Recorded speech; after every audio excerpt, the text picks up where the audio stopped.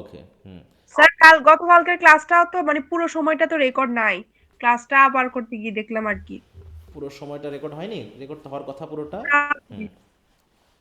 আচ্ছা, হতে পারে কিছু কিছু অংশ, কিন্তু পুরোটা তো রেকর্ড করা হয়েছিল মনে হচ্ছে গতদিন। হুম। আচ্ছা, তো যাই হোক, তো বলা হচ্ছে যে এখানে আমরা তিনজন রাইটারের নাম পেয়েছি। রাইটারের নাম তিনজনের কি মনে আছে? হুম। জি স্যার। হ্যাঁ, তিনজনের নাম মনে আছে সবার? বেদিক, কেদমন আর আরেকজন হচ্ছে আলফ্রেড। আচ্ছা, একটু লিখে দাও দেখি এই জায়গায়। আলফ্রেড না, আলফ্রেড তো পরে আসলো। এখানে মেসেজে লেখো দেখি। মেসেজে লিখে দাও বানান সহ, আমি দেখব। আইডি নাম্বার পরে দিও, আগে মেসেজে এই তিনটা নাম আমাকে লিখে দাও।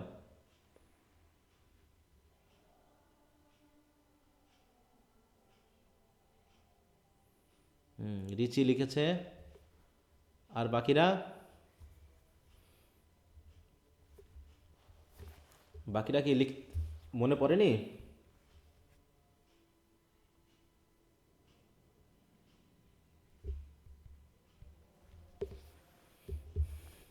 আচ্ছা, তো হ্যাঁ, আশা করি তাহলে সবার মনে আছে।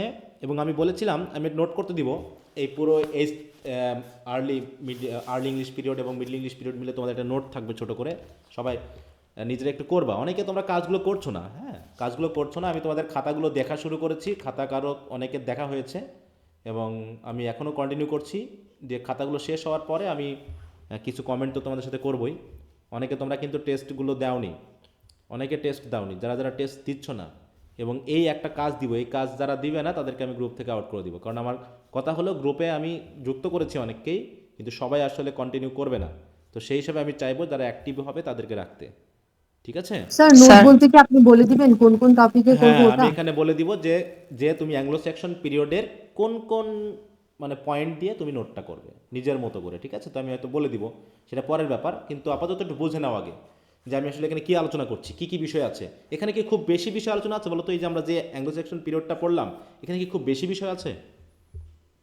যদি না আমরা স্যার। যদি আমরা না স্যার। সামারি করি, সামারি করলে কিন্তু এখানে কিছুই নাই, শুধু শুধু বিয়ল্প নিয়ে একটু আলোচনা করা আছে আর তিনটা কবিতার নাম বলা আছে বাড়তি, এইটুকুই। তারপরে ও হচ্ছে অ্যাংলো সেকশন নামের সাথে ইংলিশ নামটা কীভাবে জুড়ে গেছে এবং তাদের লাইফটা কেমন ছিল, এটা একটা অংশ। আর বাকিটা হলো ক্রিশ্চিয়ান লিটারেচার কীভাবে আসলো, ক্রিশ্চিয়ান লিটারেচারে তিনজন রাইটারের নাম। এই তো অ্যাংলো সেকশন পিরিয়ডের মেন কথাটা। এখানে তো তেমন কিছু নাই আহামরি। হুম। তো ওখানে আবার যে কিনেওলফ বা কেডমন বা বিড এদের যে আবার শর্ট নোট টট নোট লিখতে হবে তা কিন্তু না, জাস্ট তিনজন রাইটারের নাম এবং ওদের কয়েকটা গুরুত্বপূর্ণ বইয়ের নাম। এগুলো একটু নোট করে মনে রাখলে দেখা যাচ্ছে এক নজরে আমি দেখে নিতে পারবো। তাই না? এই ব্যাপারগুলো কিন্তু তোমাদেরকে করতে হবে। তো এই যেহেতু এইটুকু আমি পড়েছিলাম, আমরা একটু ওই আলফ্রেডের এখানে চলে যাই, ডেক্লাইন অফ নর্দাম্ব্রিয়ান লিটারেচার। এখানে একটু আসি, কিছু কথা যেহেতু আছে আমি এখান থেকে আগে শুরু করি আগে। হ্যাঁ, দেখো বলছে the same northern energy which had build up learning and literature so rapidly in Northumbria. তাহলে নর্দাম্ব্রিয়াতে, তাই তো একটা এক ধরনের নর্দার্ন এনার্জি মানে শক্তি বা ক্ষমতা বা ইচ্ছা বা হচ্ছে কী বলবো গতি, কী কী করেছিল নর্দাম্ব্রিয়াতে লার্নিং এবং লিটারেচারের একটা কেন্দ্র তৈরি করেছিল। আর সেই শক্তিটাই করলো কি, was instrumental in pulling it down again. Pull down মানে কি বলতো? এই পুলিং ইট ডাউন এগেইন মানে কি বোঝানো হলো? নিচে নামিয়ে মানে ফেলা। এটাকে ধ্বংস করছে। ধ্বংস করে ফেলা, হ্যাঁ ধ্বংস করে ফেলা। হ্যাঁ, যে শক্তি নিয়ে তারা এটা গড়ে তুলেছিল ঠিক সেই শক্তিই আবার পুনরায় এটাকে ধ্বংস করে দিল। কারণ কি, মনে করো যে এরকম ব্যাপারটা, যে ইংল্যান্ডের মানুষেরা এসে এই আমেরিকাকে গড়ে তুলেছিল, সেই ইংল্যান্ডের মানুষ এসেই আবার এই আমেরিকাকে ধ্বংস করে ফেললো। ব্যাপার ঠিক এরকম। কারণ এটা তো অনেক বছর পেরিয়ে গেছে, তাই না? কে কোন জাতি কোথা থেকে এসেছিল কারো তো আরও তো খেয়াল নাই। তাই বলছি যে toward the end of the century in which Cynewulf lived, the Dane swept down the English coast and overwhelmed Northumbria. তাহলে কারা এসে ধ্বংস করলো এটা? কোন জাতি আসলো? দেন ডেন্স। আমরা ডেন্স কি পেয়েছিলাম না? ডেন্স। বিয়ল্পে কিন্তু ডেন্স পেয়েছিলাম মনে হয় না, এই জাতির নামটা? জি স্যার। হ্যাঁ, ডেন্স কি করলো? Swept down. সোয়েপ্ট ডাউন মানে কি? আক্রমণ করা, এসে পড়া। কাদের উপরে? ইংলিশ কোস্টের উপর। কোস্ট কেন বলা হচ্ছে? স্যার কারণ পেজ নাম্বার যদি একটু বলতেন। আচ্ছা, একটু তোমাদের বইয়ের নেম, পেজ নাম্বারটা বলো তো, না হয়তো পিডিএফের সাথে অনেক সময় মিলবে না। 38 স্যার। 38 স্যার 39 38 আচ্ছা, 38 বা 39 দেখো। তাই বলছে swept down on the English coast. Coast মানে কি, যেহেতু তৎকালীন যাতায়াতের একমাত্র উপায় ছিল হচ্ছে নদীপথ, তাই সকলে ইংলিশ, যেহেতু আমরা ইংল্যান্ডের ইয়াটা দেখেছি, হ্যাঁ, চারিদিকে সমুদ্র, তো সমুদ্রের যে কোস্ট বা হচ্ছে সৈকত, সেখানে এসে সরি আমি এক minute,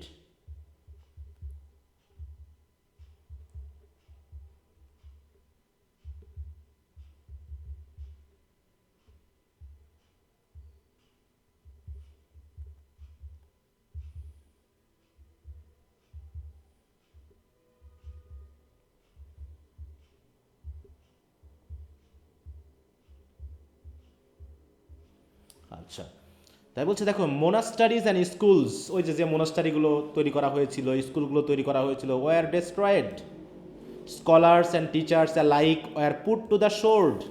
put to the sword মানে কি বলো, সাহিত্যিক ভাষা কিন্তু। স্কলার এবং টিচারদের কি করা হলো, হত্যা করা হলো, তাই না?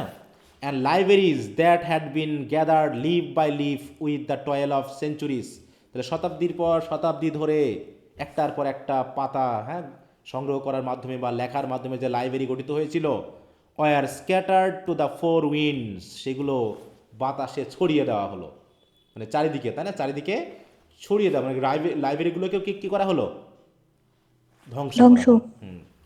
So all true Northumbrian literature perished, আর এভাবেই নর্দাম্বিয়ান যত লিটারেচার ছিল সব ধ্বংস হয়ে গেল, with the exception of a few fragments, and that which we now possess is largely a translation in the dialect of West Saxons. তাহলে আমরা এখন যেটুকু হাতে পেয়েছি সেটুকু তো আবার ওয়েস্ট সেকশনের ডায়ালেক্টে ট্রান্সলেটেড, মানে আমরা সরাসরি পাই নাই। This translation was made by Alfred scholars after he had driven back the Danes in an effort to preserve the ideals and the civilization that had been so hardly won। মানে কি, তাহলে ডেনদেরকে আবার তাড়িয়ে জায়গাটাকে রক্ষা করলো কে, এই আলফ্রেড, তাই না? তাহলে ডেনদেরকে কি করলো দেখো, had driven back the Danes with the conquest of Northumbria, আর এভাবেই নর্দাম্ব্রিয়াকে তিনি আবার নতুন করে জয় করলেন। Ends the poetic period of Anglo Saxon literature, আর এতেই অ্যাংলো সেকশন লিটারেচারের যে পোয়েটিক পিরিয়ড সেটা শেষ হলো। With Alfred the Great of Wessex our prose literature makes a beginning. তাহলে প্রোজ লিটারেচার শুরু হলো কার দ্বারা, কিং আলফ্রেড হ্যাঁ, এই জন্য তাকে the father of English pros বলা হয়ে থাকে। কি বললাম, the father of English father of English pros. একটু লিখে রাখবা বইয়ের আশেপাশে কথাগুলো, যেগুলো ইম্পর্টেন্ট ব্রিফ কোশ্চেন কিন্তু এগুলো এগুলো একটু খেয়াল করবা। তাহলে ডেনসরা নর্দাম্বিয়ান লিটারেচার ধ্বংস করে দিল, আর ডেনদেরকে তাড়িয়ে আলফ্রেড আবার পুনরায় নতুন করে ইংলিশ সাহিত্যের সূচনা করলো, তবে এবার পোয়েট্রি নয়, এসে গেল প্রোজ। আচ্ছা, এটুকু তো বোঝা গেছে নাকি? জি স্যার। এবার দেখি আলফ্রেড কে ছিলেন, একটু দেখে নিই। দেখো, life and time of Alfred. Sir স্ক্রিনটা দেখা যায় না। বাকিরা দেখতে পাচ্ছ? জি স্যার, দেখা জি যাচ্ছে স্যার স্যার। জি স্যার। এটা মানে নেটওয়ার্কের প্রবলেম একটু হতে পারে। আসলে ঠান্ডার মধ্যে নেটওয়ার্কে খুব ডিস্টার্ব করতেছে কয়েকদিন ধরে। হ্যাঁ, একটু রেকর্ড ক্লাসগুলো দেখে নিবা বা একটু কষ্ট করবা। সমস্যা তো থাকবেই। আর কিছুদিন পর কি পড়বে বলো? এখন তো ঠান্ডা পড়ছে, কিছুদিন পর গরম। গরম পড়বে, তখনও সমস্যা হবে। অতএব কারেন্ট হ্যাঁ, প্রবলেম উইল তখন তো অলওয়েজ কারেন্ট থাকবে না স্যার, কারেন্ট ওয়াইফাই থাকবে না। থাকবে আর না। ঝড় বৃষ্টির দিনে তো স্যার আরো কারেন্ট থাকবে হ্যাঁ, না। তাই জন্য সমস্যা আছেই। সমস্যা কাটিয়ে তোমরা যেহেতু 1 বছর পার করেছো, এখন সেকেন্ডারি উঠেছো, বুঝতেই পেরেছো জাতীয় বিশ্ববিদ্যালয় শুনবে না তুমি অসুস্থ ছিলে না, জ্বরে ছিলে না, ঝড়ে ছিলে না, ঠান্ডায় ছিলা। তাদের পরীক্ষা নেওয়ার নেবে, তুমি পারলে পারবা, না পারলে না পারবা, ফিল্ড সবার জন্য সমান। ঠিক আছে তো? আর এখন দেখো, পরীক্ষার কিন্তু দিনও কমিয়ে ফেলতেছে মাঝখানের। অতএব যা সতর্ক হওয়ার এখনই হতে হবে, পরের জন্য পড়াশোনা ফেলে রাখলে কিন্তু বিপদ আছে, বলে রাখলাম। আচ্ছা, তো যাই হোক, এবার যে মাস্টার্স এর রুটিন দিচ্ছে স্যার, একদিনও তো হ্যাঁ গ্যাপ হ্যাঁ, দেয় নাই। এরকমই হবে কিন্তু এরপর থেকে, কারণ বেশি আস্তে আস্তে জাতীয় বিশ্ববিদ্যালয় সময় কমিয়ে আনবে। হ্যাঁ, যাতে 4 বছরের জিনিস 4 বছরে শেষ করা যায়। এত তোমাদেরকে রেখে লাভ নেই, কারণ তোমরা কেউ পড়াশোনা করো না। 4 বছর জায়গায় 6 বছর দিলেও ভাববা যে আগে বছর শেষ হোক, পরে গিয়ে শুরু করব। আমি তো ভাবছিলাম যে জাতীয় সংসদ যদি 6 মাসে একটা করে করতো, সেশন করতো, তাহলে ভালো হতো, তাহলে অন্তত অল টাইম তোমরা অ্যাক্টিভ থাকতা। স্যার হ্যাঁ, তো পরীক্ষার মধ্যে থাকলে হচ্ছে সবাই মানে একটু পড়ালেখার প্রতি হ্যাঁ হ্যাঁ, মানে যে সচেতন থাকে আর কি, যে পরীক্ষা টরীক্ষা বেশি হলে। হ্যাঁ 4 মাসে একটা ইয়া হবে আর 6 মাসে গিয়ে কোর্স শেষ হবে, আবার নতুন কোর্স এইভাবে করে, তাহলে দেখা যাচ্ছে খুব অ্যাক্টিভলি পড়াশোনা চলতো। আর এখন তো তোমরা যে ঘুমাবা, অনেকে জেগে উঠবে হঠাৎ করে, স্যার এই যে ফার্স্ট ইয়ারে অনেকে এখন, স্যার আমি তো পিছিয়ে পড়েছি, এত মাস চলে গেছে, এখন পড়াশোনা করা লাগতে হবে, ভর্তি হতে চাই ইত্যাদি ইত্যাদি। আমি বলছি, এখন ভর্তি হয়ে কোনো লাভ নাই, যা হবার তো হয়ে গেছে, এখন নতুন করে আমি আর অতটা নিই না। যে আমি তো গতবার তোমাদের সাথে ইয়া করায় বুঝতে পারছি যে শুধু তোমাদের টাকাটাই নেওয়া হয়, কাজের কাজ তোমরা করো না। তোমরা বলো যে হ্যাঁ পরিশ্রম করবো, এই করবো সেই করবো, কিন্তু আসলে তখন আর তাল মিলাতে পারো না, তখন আরও ডিসক্রেডিট হয়ে যায় কিছুটা। তো যাই হোক, বলছে life and times of Alfred, বলছে for the history of Alfred's times and details of the terrific struggle with the north men, the reader must be refer to the histories. এইখানে একটা খেয়াল করবা, the struggle ended with the treaty of Wedmore in 873, এটা হচ্ছে কি 878 সালে, with the establishment of Alfred not only as king of Wessex but as overlord of the whole northern country। তার মানে কোন যুদ্ধের মাধ্যমে কিং আলফ্রেড, মানে আলফ্রেড কিং হয়েছিলেন? কোন যুদ্ধ? Sorry, treaty. Treaty of Wedmore. Treaty of Wedmore. যুদ্ধ তো ছিলই, যুদ্ধ ছিল হচ্ছে এই যে তোমার নর্থদের সাথে, হ্যাঁ নর্থম্যানদের সাথে, ডেনদের সাথে টেরিফিক একটা স্ট্রাগল, যুদ্ধ হয়। যুদ্ধ হওয়ার পর দুই দলের মধ্যে একটা ট্রিটি বা চুক্তি হয় 878 সালে। সেই ট্রিটির মাধ্যমে কিং হয়ে যান Alfred. Then the hero let down his sword, দেখো লেট ডাউন হিজ শোর্ড মানে কি, তিনি তরবারি ফেলে দেন, and set himself as a little child to learn to read and write Latin. তারপর তিনি নিজেই ল্যাটিনের পড়াশোনা শুরু করেন, so that he might lead his people in peace as he had led them in war. এই কিং আলফ্রেড কিন্তু এখানে শর্ট নোটের জন্য গুরুত্বপূর্ণ, খেয়াল করো। হ্যাঁ, write a note on king Alfred, ঠিক আছে তো, দ্য গ্রেট, এটা শর্ট, এই জন্য এই কথাটা খেয়াল করবা। It is then that Alfred began to be the heroic figure in literature that he had formerly began in the wars against the Northman. তার মানে তিনি যুদ্ধ ছেড়ে দিয়ে পড়াশোনা শুরু করলেন জাস্ট লিটারেচারকে পুনরায় প্রাণ দেওয়ার জন্য। তাহলে সাহিত্যের ক্ষেত্রে কি বিশেষ অবদান রয়েছে তার, যেহেতু এ পর্যন্ত সাহিত্যের ক্ষেত্রে অবদান আছে এমন কোনো মানুষ মানে পেয়েছি এ পর্যন্ত? সাহিত্যের না ক্ষেত্রে স্যার, অবদান এখনো পাওয়া যায়নি।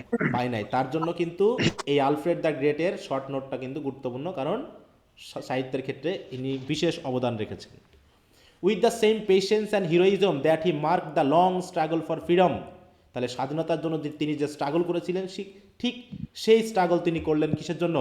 Alfred set himself to the task of educating his people, তিনি তার জনগণকে শিক্ষিত করা শুরু করলেন। First he gave them laws, প্রথমে তিনি তাদের আইন, তাই তো, beginning with the 10 commandments. 10 commandments মানে 10 আজ্ঞা বলা হয়, যেটা আমাদের খ্রিস্টান রিলিজিয়নের ওল্ড টেস্টামেন্টে মজেসকে বা মোসা নবীকে 10টা আজ্ঞা দিয়েছিলেন। সে আজ্ঞা দেওয়ার মাধ্যমে তিনি তাদেরকে মানুষ করা শুরু করেন। And ending with the golden rule and then establish courts where laws could be faithfully administer. তিনি তার অধীনে কোর্ট তৈরি করলেন, আদালত তৈরি করলেন, তাই তো, তৈরি করার মাধ্যমে তিনি মানুষজনকে কি করতে শুরু করলেন, কিছুটা হিউম্যান করা শুরু করলেন। এবং বলা হচ্ছে safe from the Danes by land he created a navy. দেখো প্রথম নেভি শুরু হয় কিন্তু ইংল্যান্ডে, কারা মানে আমলে হলো, এই আলফ্রেড দ্য গ্রেটের আমলে। আলফ্রেডের almost the first of English fleet, তিনি প্রথম নৌ বাহিনী তৈরি করেন। To drive them from the coast, এই ডেনদেরকে কি করার জন্য, তার সমুদ্রের যে উপত্যকা বা সমুদ্র সৈকত আছে এখান থেকে দূর করার জন্য। Then with peace and justice establish within his border he sent to Europe for scholar and teacher. এমনকি তিনি তার দেশে ন্যায় বিচার শান্তি প্রতিষ্ঠা করার জন্য তিনি তার মানুষদেরকে শিক্ষিত করার জন্য ইউরোপে পাঠিয়ে দেন, স্কলার্স এবং টিচারদেরকে। And set them over school, তারপর তিনি তাদেরকে ওই স্কুলে এনে টিচিং দেওয়া শুরু করেন, যে স্কুলগুলো তিনি প্রতিষ্ঠা করেছিলেন। মানে কি, একটা দেশ গঠনের জন্য একজন, মানে কি, একটা ভালো যে নেতৃত্ব দরকার তার ভিতরে সেটা ছিল।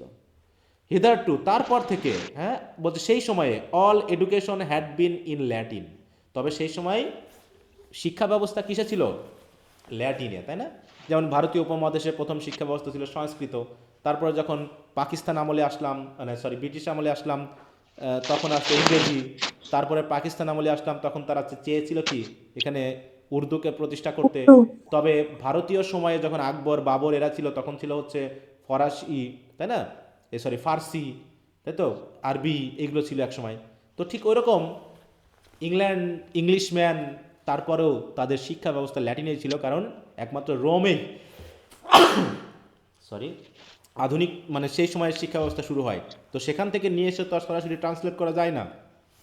নাও he set himself the task first of teaching every freeborn Englishman to read and write his own language. তারপরে তিনি শুরু করলেন নিজের ভাষা পড়ানো এবং শেখানো। Second of translating into English, তারপরে তিনি ওই যে ল্যাটিনের যে বইগুলো এনেছিলেন সেইগুলোকে তিনি তাদের দ্বারা কী করালেন? ইংরেজিতে ট্রান্সলেট করালেন। কিসের জন্য? The best book for their instruction, তাদেরকে আরও ইনস্ট্রাকশন দেওয়ার জন্য। তার মানে কি একটা বড় অবদান কিন্তু এই আলফ্রেড দ্য গ্রেটের রয়েছে। Every poor scholar was honoured at his court. তাহলে কি স্কলারদেরকে তিনি যথেষ্ট পরিমাণ সম্মান দেওয়া শুরু করলেন। And was speedily set to work at teaching and or translating. Every wanderer bring a book or a leaf of manuscript from the pillage monasteries of Northumbria was sure of his reward. আর যদি কেউ নর্দাম্ব্রিয়ান লিটারেচারের কোনো একটা পাতা বা কোনো একটা বই যেটা নষ্ট হয়ে গেছে, সেটা যদি কেউ এনে দিত, তাহলে তিনি তাকে যথেষ্ট পরিমাণে পুরস্কার দিতেন। তার মানে কি সাহিত্যের প্রতি তার একটা বিশেষ সফট কর্নার ছিল, তাই না? In this way, the few fragments of native Northumbrian literature which we have been studying were saved to the world. তাহলে আজকালকে আমরা অ্যাংলো স্যাক্সনের যে নর্দাম্ব্রিয়ান লিটারেচারের কিছু অংশ পাচ্ছি, এই কিছু অংশ হাতে পাওয়ার পিছনে কার অবদান বেশি বলো? আলফ্রেডের। আলফ্রেড দ্য গ্রেটের, তাই না? তাই বলছে Alfred and his scholars treasured the rare fragments and copied them in the West Saxon dialect. With the exception of Caedmon's hymn, we have hardly a single leaf from the great literature of Northumbria in the dialect in which it was first written.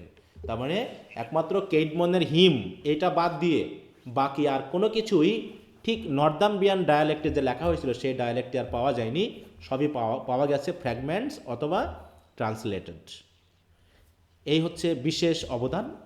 এবার হচ্ছে works of Alfred. আলফ্রেডের কিছু কাজ দেখি যে তিনি কিভাবে pros রাইটিংটা শুরু করলেন। Aside from is educational work, তাহলে তিনি তো এডুকেশনাল ওয়ার্ক করছেন, তার জনগণকে শিক্ষিত করার চেষ্টা করছেন।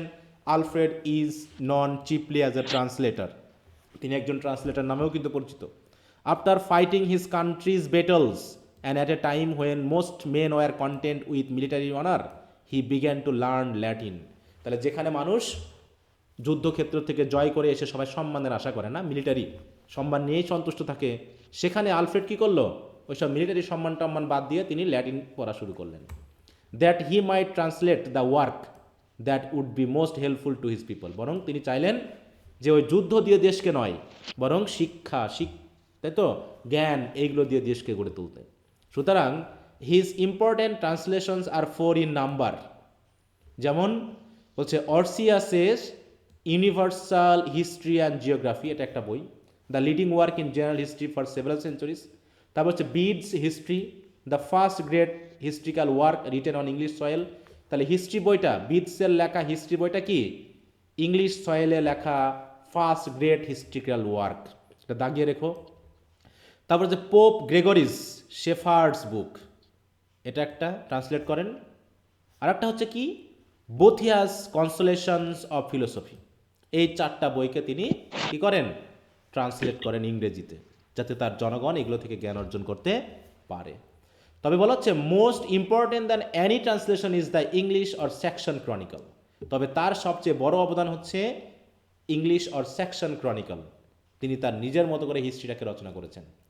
This was probably at first a dry record, especially of important births and deaths in the West Saxon Kingdom.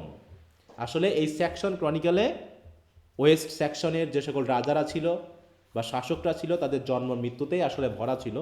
তারপরেও Alfred enlarge this scant record beginning the story with Caesar's conquest. বলো sir chronicle মানেটা কি sir, একটু বুঝাইলে ভালো। কোনটা? ক্রনিক্যাল section, ক্রনিক্যাল ক্রনিক্যাল ক্রনিক্যাল ক্রনিক্যাল ক্রনিক্যাল মানে হচ্ছে ধারাবাহিক আলোচনা, বুঝতে পারছো? ক্রনিক্যাল ক্রনিক্যাল মানে হচ্ছে কোনো কিছু তারিখ ওয়াইজ ধারাবাহিক লিস্ট বা হুম। জি স্যার। দেখো যেমন আমরা যদি মনে করি যে 1971 সাল থেকে আমাদের দেশে কোন কোন শাসক শাসন করে গেছে, প্রধানমন্ত্রী প্রেসিডেন্ট, এগুলো তার যে ধারাবাহিক আলোচনা বা ধারাবাহিক, সেটাকে ক্রনিক্যাল বলা হয়। দেখো বলা হচ্ছে কি রেকর্ড, একটু মিউট রাখো মিউট রাখো, হুম, রেকর্ড,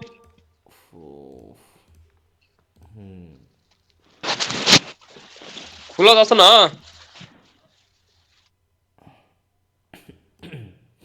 আচ্ছা তাই বলছে, দেখো কোথায় গেল ক্রনিক্যাল শব্দটা,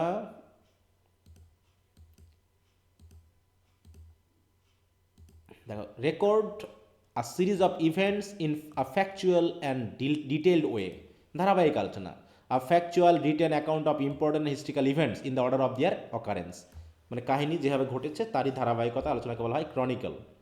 ঠিক আছে সবার? আচ্ছা তাহলে জি এইটা হলো স্যার। তার বই। এবার হচ্ছে হোয়েন এটা দরকার নেই, এখানে চলে এসেছে, the record of Alfred's reign probably by himself is a splendid bit of writing and shows clearly his claim to a place in literature as well as history. তার মানে এই ক্রনিকলটা কিন্তু আগে থেকেই লেখা হচ্ছিল, সেটাকে তিনি ট্রান্সলেটও করেছেন এবং তার শাসনামলের বিষয়গুলোকেও তিনি এই বইয়ের ভিতরে ইনক্লুড করেছেন। আর এই লেখার সময় তিনি অন্যান্যদের থেকে মানে একটু ছাপিয়ে গেছেন সাহিত্যিক ভাষায়। তাই এটাকে বলা হচ্ছে কি দেখো, যে shows clearly his claim to a place in literature as well as history, মানে এই বইটাকে আমরা সাহিত্য এবং ইতিহাস দুই জায়গাতেই স্থান দিতে পারি। The chronicle was continued after Alfred's death, তার মৃত্যুর পরে ওটা চলতে থাকে। আর এই কারণে is the best monument of early English prose that is left to us. আর এই কারণে এই বইটাকে কি বলা হচ্ছে দেখো বেস্ট, তাই তো, best monument of early English prose. আর এই কারণেই আলফ্রেড দ্য গ্রেটকে কি উপাধি দেওয়া হয়েছে বলো? The father of English prose, English prose. Prose, তাই তো।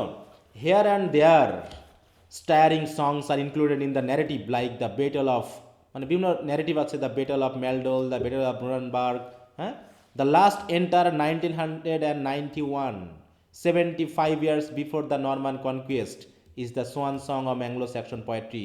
Swan song মানে বুঝো তো? সোয়ান সং কি? না স্যার। এটা একটা ফ্রেজ, এটা মানে হলো লাস্ট ওয়ার্ক। মানে মনে করো আমি 10টা বই লিখেছি, আমার 10 নম্বর বইটাকে বলা হবে সোয়ান সং, ঠিক আছে তো, বা 10 নম্বর লেখনীকে বলা হবে সোয়ান সং। মানে এটাই ছিল শেষ 991 সালে লাস্ট, হ্যাঁ, লাস্ট যে ঘটনাটা সেটা লেখা হয়, তারপর থেকে আর লেখা হয়নি সেটা বলা হচ্ছে। তাই বলছে দ্য ক্রনিক, বিশেষ করে পোয়েট্রির ক্ষেত্রে আর কি, the chronicle was continued for a century after the নর্মান conquest and is extremely valuable not only as a record of events but as a Literary monument showing the development of our language. তাহলে এটা একটা গুরুত্বপূর্ণ item. তো এইখানে হচ্ছে তাহলে king Alfred the গ্রেটের মৃত্যুর সাথে সাথেই অ্যাংলো স্যাকশন পিরিয়ড শেষ হয়। তাহলে অ্যাংলো স্যাকশন পিরিয়ডকে আমরা 3টা ভাগে পাচ্ছি না, দেখো তো। প্রথমটা হচ্ছে অ্যাংলো স্যাকশনস, তাই তো, মানে স্যাকশন এবং অ্যাংলোরা এসেছিল, তারপরে আসলো কি ক্রিশ্চিয়ান রাইটার নাকি, যেটা হচ্ছে নর্দাম্বিয়ান লিটারেচার। তারপরে নর্দাম্বিয়ার ধ্বংসের পর আমরা কি পাইলাম? কিং আলফ্রেড দ্য গ্রেটের শাসন আলফ্রেড। এবং তার শাসনামল। এই যে 3টা পার্টে কিন্তু এর ভিতরে সবচেয়ে গুরুত্বপূর্ণ 2টা কোশ্চেন হচ্ছে, একটা হচ্ছে বিওলফের কাহিনী আর একটা হচ্ছে আলফ্রেড দ্য গ্রেটের কাহিনী। ঠিক আছে, একদম মানে একটা বই পড়ার সাথে তোমাকে কিন্তু মাথায় নিয়ে ফেলতে হবে যেখানে আসলে কোন বিষয়টা কিভাবে আমরা দেখছি। আচ্ছা, close of the Anglo Saxon period, এই জায়গায় একটু খেয়াল করবা। After Alfred's death there is little to record except the loss of the two supreme objects of his heroic struggle, namely a national life and a national literature. তার মৃত্যুর পর আমরা এটা হারিয়ে ফেললাম, কারণ কি আর একটা যুদ্ধ হয়, এই যুদ্ধে কি হলো, নরমানরা এসে অ্যাংলো স্যাকশনদেরকে পরাজিত করে, আর তখনই স্যাকশনদের যে একটা জাতীয় ঐতিহ্য ছিল, তাদের যে একটা জাতীয়বাদী স্পিরিট ছিল, সেটা কিন্তু ধ্বংস হয়ে গেল। It was at once the strength and the weakness of the Anglo-Saxon that he lived apart as a free man and never joined efforts willingly with any large body of his fellows. মানে এরা তারা স্বাধীনভাবে কিন্তু ছিল। The tribe was his largest idea of nationality. অতএব তাদের ভিতরে একটা জাতীয়তাবোধ জেগে উঠেছিল and with all our admiration we must confess as we first meet him that he had not enough sense of unity to make a great nation nor enough culture to produce a great literature. তবে Alfred the গ্রেটের সময়ে জাতীয়তাবাদ জেগে উঠলেও দেশকে টিকিয়ে রাখার মতো যে সেন্স অফ ইউনিটি দরকার জনগণের মধ্যে, তাই না, সেটা কিন্তু তিনি গ্রো করতে পারেননি। আর একটা বিষয় হলো তিনি সাহিত্য রচনার ক্ষেত্রে যথেষ্ট অবদান রেখেছেন, তবে যথেষ্ট কালচারকে তিনি প্রডিউস করতে পারেননি, তাই তো, বা কালচারের উপর ভিত্তি করে তিনি কোনো গ্রেট লিটারেচারও প্রডিউস করতে পারেননি। যা করেছেন তা যথেষ্ট চেষ্টা করেছেন। A few noble political details ideals repeated in a score of petty kingdoms and a few literary ideals copied but never increased, মানে কপি হয়েছে, শুধু একজন আরেকজনেরটা কপি হয়েছে। For a full century after Alfred literature was practically at a standstill. At a standstill মানে কি বলো, এই যে দেখো কিছু কিছু ফ্রেজ আছে, খেয়াল করতে হবে। At a standstill মানে কি? স্থির থাকা। স্থির হয়ে যাওয়া নাকি থেমে যাওয়া। তাহলে বলছে আলফ্রেড দ্য গ্রেটের পর সাহিত্য পুরো স্থির হয়ে যায়। Having produced the best of which it was capable and England waited for the national impulse and for the culture necessary for a new and great art. তার মানে এই যে এখনকার পর আমরা চলে যাব পুরো চসারে, যেখানে গিয়ে সাহিত্য আমরা পাবো। মাঝখানে যুদ্ধ বিগ্রহের কারণে প্রায় চসার পর্যন্ত আমরা থেমে যাই। Both of this came speedily by way of sea the in the Norman conquest. তাহলে কি আসলো, যে একদিকে ইংল্যান্ডের আলফ্রেড দ্য গ্রেটের মৃত্যুর পর সাহিত্যকর্ম থেমে গেল, কিন্তু এই সাহিত্যকর্ম আবার নতুন করে শুরু হলো, নতুন ইম্পালস নিয়ে। ইম্পালস মানে কি? আবেগ, একটা প্রভাব, তাই তো, নিয়ে শুরু হলো, এবং নতুন কালচার নিয়ে শুরু হলো, নতুন কালচার, তাই তো, গ্রেটার আর্ট নিয়ে শুরু হলো। আর সেটা এসেছিল কাদের মাধ্যমে? নরমান কনকোয়েস্টের মাধ্যমে। কারণ এই অ্যাংলো স্যাক্সনদের থেকে শিক্ষায় দীক্ষায় কিন্তু নরমানরা আরও বেশি উন্নত ছিল। এই জন্য আলফ্রেড দ্য গ্রেটের আমলে যতটুকু হয়েছে তার থেকে আরও বেশি মাত্রায় হয়েছে এই নরমান কনকোয়েস্টের পরে। আর নরমান কনকোয়েস্টের মাধ্যম দিয়েই শুরু হলো কি? Norman period, Anglo Norman period. ঠিক আছে, তাহলে summary of the Anglo Saxon period. Summary আর আমি পড়ছি না, কারণ এই কথাগুলো রিপিট, তোমরা একটু দয়া করে সামারিটা একটু দেখে নিবা, মনে থাকবে। এবং এখানে শর্ট করে দেওয়া আছে কিন্তু, দেখো, এক নজরে দেখার জন্য এগুলো একটু দেখে নিবা। তাহলে এই হলো আমাদের অ্যাংলো স্যাক্সন সম্পর্কিত আলোচনা। তাহলে আমি বললাম কি, যে অ্যাংলো স্যাক্সনকে আমরা তিনটা বিশেষ ভাগে আমরা একটু দেখে পড়তে পারি। প্রথম হচ্ছে বললাম কি, অ্যাংলো স্যাক্সন পোয়েট্রি, তাই না? Anglo Saxon poetry. আর অ্যাংলো স্যাক্সন পোয়েট্রির মাধ্যমেই আমরা কি পেয়েছি? The life of Beowulf, Anglo Saxon people.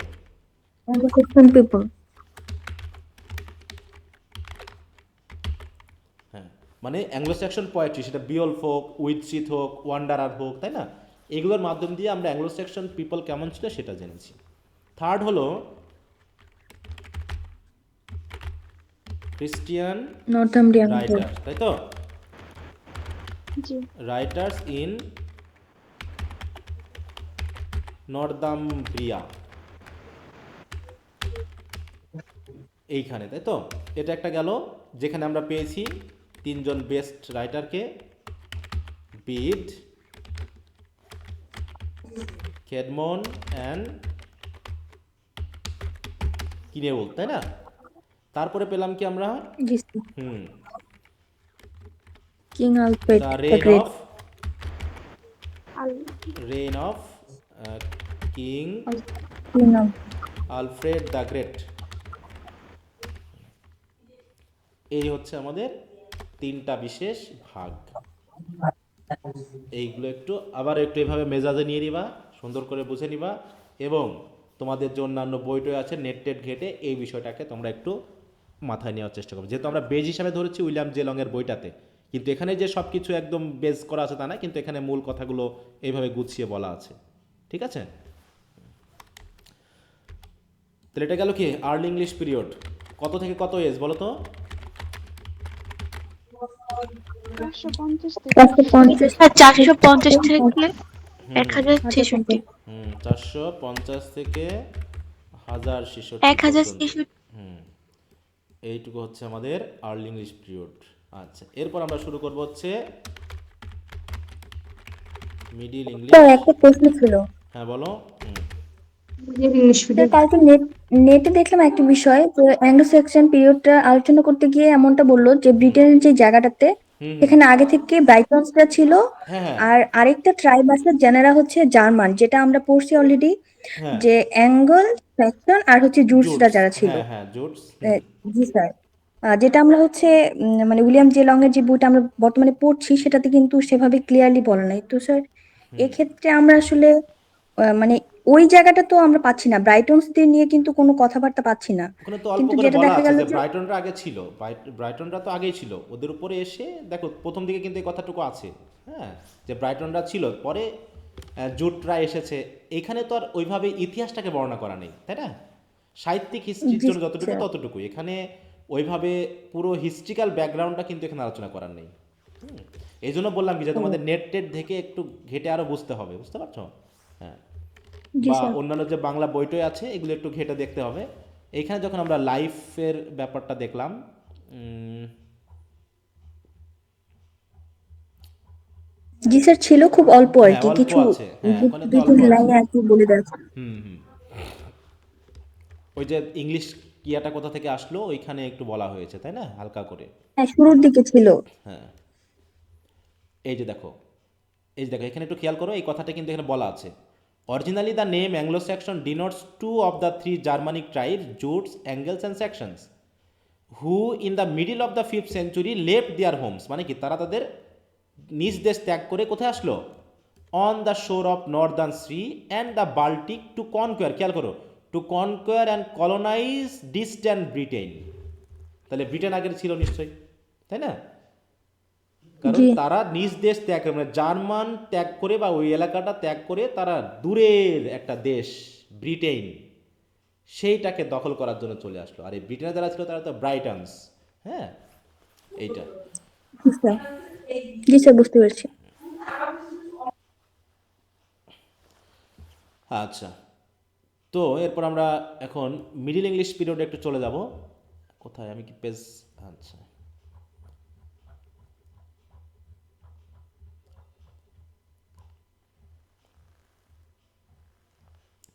এটা হচ্ছে chapter 3, the Anglo Norman period. খেয়াল করো, চসারের আগ পর্যন্ত 1066 থেকে 1350, কোথাও 1340, ইত্যাদি ইত্যাদি ভাগ আছে। হ্যাঁ, এখন তাহলে আমরা দেখি কিভাবে আমরা নরমানদেরকে পেলাম এবং নরমানেরা কোত্থেকে আসলো, কিভাবে আসলো, ইত্যাদি ইত্যাদি। একটু মনোযোগ দিবে আবার। বলছে the Normans, the name Norman which is a soften form of নর্থম্যান।